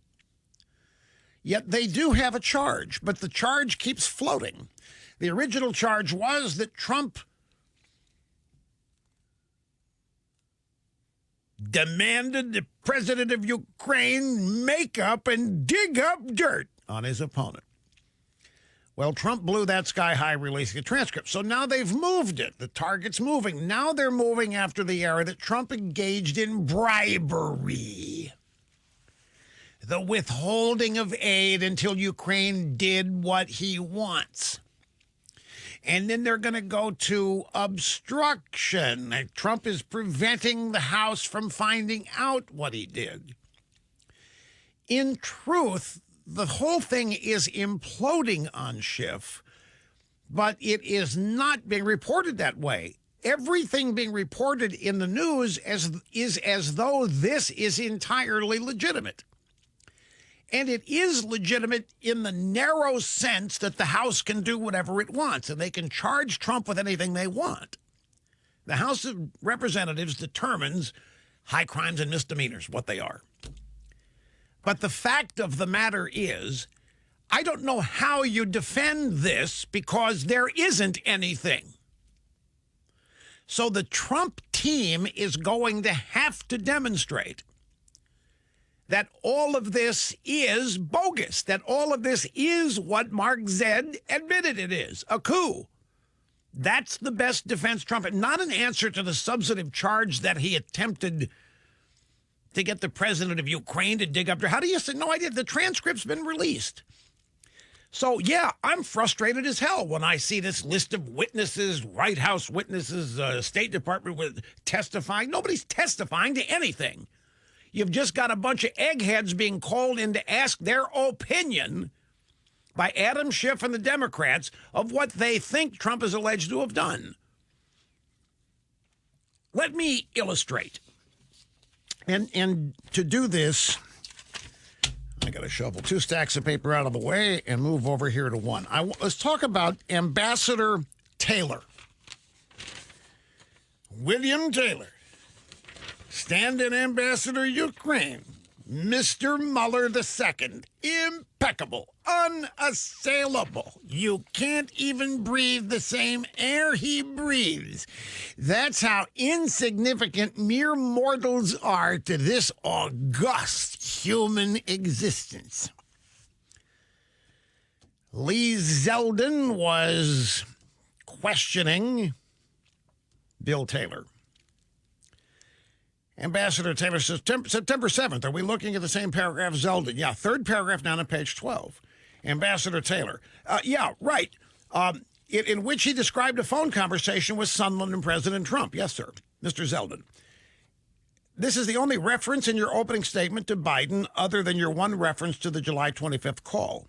And this isn't firsthand. It's not secondhand. It's not thirdhand. But if I understand this correctly, you are telling us, sir, that Tim Morrison told you, that Ambassador Sondland told him, that the president told Ambassador Sondland that Zelensky would have to open an investigation of Biden? Yes, sir. Folks, this isn't even third hand. Can I read? This is Zeldin summarized for Bill Taylor. So, if I understand this correctly, you're telling us that the extent of your knowledge of this is that Tim Morrison told you that Ambassador Sondland told him that the president told Ambassador Sondland that Zelensky would have to open an investigation into Biden. Yes, sir.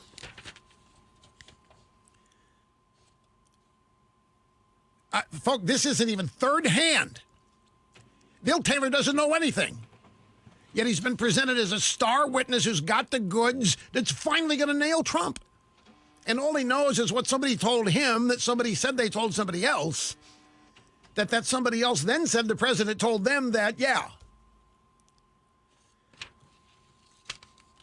U.S. diplomat Bill Taylor, during his deposition last month, identified the New York Times as the only source of his claim that Trump wanted Ukraine to help him get dirt on Joe Biden. Trump never asked for dirt on Biden. That is an Adam Schiff completely manufactured slur. But regardless, the ambassador to Ukraine, Bill Taylor, admitted the New York Times was the sole source of what he knew. Not hearing the phone call, not talking to Trump about the phone call, not talking to Zelensky about the phone call, but reading about it in the New York Times. So he's there being called to testify by Schiff and his Democrats. Okay, what do you know? Well, I saw in the New York Times that blah, blah, blah. That's it. This is the same way that the FBI used the media to get so-called evidence before the FISA court. The FBI would plant a story in the New York Times. The New York Times ran the story. The FBI would then get the story from the New York Times, put it in the rest of the file, take it to the FISA judge and say, Judge, it's not just us at the FBI. Even the New York Times has this. Well, the New York Times had it only because the FBI gave it to him. So Taylor's going up there as a first-hand witness, and all he knows is what he read in the New York Times. And we all know how the New York Times is making things up. The transcript of the testimony described the Zeldin-Taylor exchange as follows. What was the goal? This is Lee Zeldin, New York congressman. Talking to Taylor, what was the goal of requesting investigations into the 2016 election and Ukrainian company that employed Hunter and Burisma? What was the goal? Taylor, well, as I understand it, from one of maybe the article in the New York Times about Giuliani's interest in Burisma, in that article, he describes, and I think he quotes Giuliani at some length. The article indicates Giuliani was interested in getting some information on Biden that would be useful for Giuliani's client. I think that's what he says. He says he's got one client. Folks, so Zeldin says, what was the goal of the president? Remember, this guy's presented as an expert fact witness. What was the goal of requesting investigations? Trump, what's the goal of the president requesting investigations into the 2016 election? Because that's what he was doing. He was asking essentially for Ukraine to help Bill Barr and to figure out how Trump ended up being investigated by the FBI, CIA. So this fact witness is being asked to explain what Trump was doing, requesting the investigation into 2016. Bill Taylor, well, the article in the New York Times says, blah, blah, blah, blah, blah, Giuliani, blah, blah, blah, blah, his client. Blah. Bill Taylor doesn't know jack, but he's been presented to us, expert this, unassailable here, impeccable there, and the only thing he knows is what he read in the New York Times. Now, Schiff knows this is what he's going to say.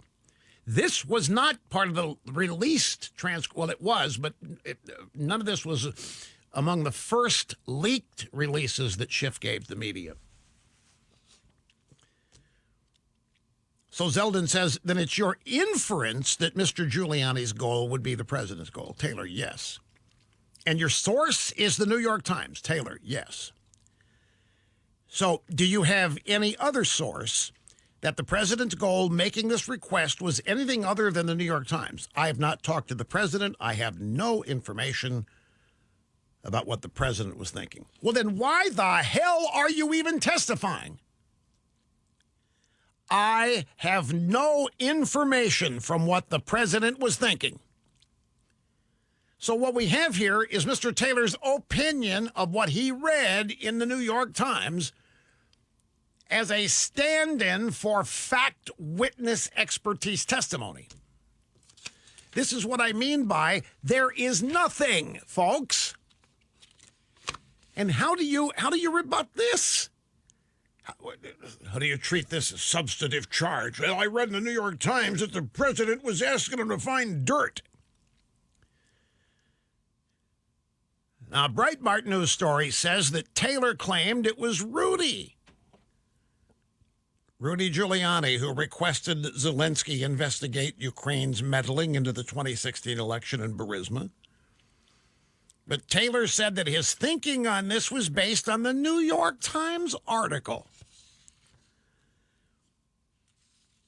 It's laughable, is what this is. I don't know, folks. And then Bill Taylor, Ukraine unaware of U.S. hold on aid during July 25th call. Quid pro quo impossible. Let me translate. Bill Taylor testified, he's the ambassador to Ukraine, that Ukraine didn't know that U.S. aid was on hold on July 25th when the president was talking to the president of Ukraine. Well, my friends, if Ukraine didn't know that money was being withheld, there cannot have been a quid pro quo. The money was already being withheld before Trump even made the phone call. He could not have threatened to withhold the aid. It was already being withheld, and Ukraine didn't even know it. And it turns out that Bill Taylor admitted in his deposition he's never had any contact with Trump or even Rudy Giuliani. He admitted his only contacts were with John Bolton, who was fired by Trump, and Fiona Hill, Alexander Vindman, and Tim Morrison. That's it. And this is the star witness. He never talked to the president. He doesn't know. All of this is manufactured. But the coup de grace, the pièce de résistance. Byron York with a great story today in the Washington Examiner that all three of these people, Morrison, Taylor, and Vindman, all admitted that Trump has helped Ukraine considerably, that Ukraine is in much better shape with defense money and other general aid than they ever were under Obama, who denied Ukraine aid, even as the Russians were moving in and annexing Crimea from them. One notable and little reported conclusion emerging from the House Democrat impeachment investigation is a consensus among some foreign policy professionals that Trump's Ukraine policy has been an improvement over Obama's. Bill Taylor said so. And I don't have time to get it, but the transcript of what he said about it here. Tim Morrison said so. So what is this? See, this is my point. There isn't anything substantive here. And yet the Drudge headlines and CNN and everywhere else you go, Fox, they make it look like that Trump has been found guilty of all kinds of rotten things and that the White House is in dire straits right now and dire consequences emerging. And then they come up with a defense and explanation for this Trump is toast. It's BS. Meanwhile, ABC, CBS, and NBC have stories about how excited they are. They can't wait for impeachment to begin because they all remember how exciting Watergate was. It was some of the most compelling TV they've ever seen. And the American people are going to be stunned. They can't wait. They can't wait. They are doing nothing but living in the past and trying to make something from 1972 and 73 become real again. It just Somebody like me, the mayor of Realville, Mr. Literal, this just does not compute. I talked with Kimberly Strassel of the Wall Street Journal. It's in the current issue of the Limbaugh Letter. In a brilliant conversation with America's anchorman, Ms. Strassel proves that the resistance, not the president, is hurting America. It really is a fascinating interview. Get the November issue of the Limbaugh Letter now at rushlimbaugh.com. You're listening to the EIB Network.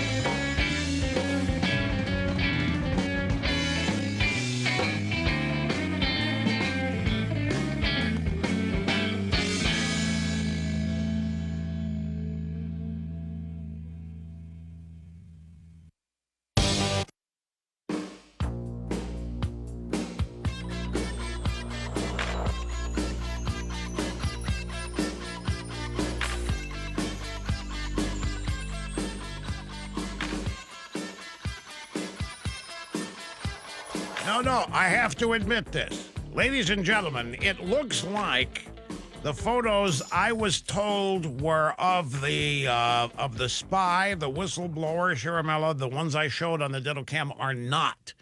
They may be George Soros' son, but they may not be. This is why, just a goof. I just accepted something I was told. It was on Twitter, and I should have known better.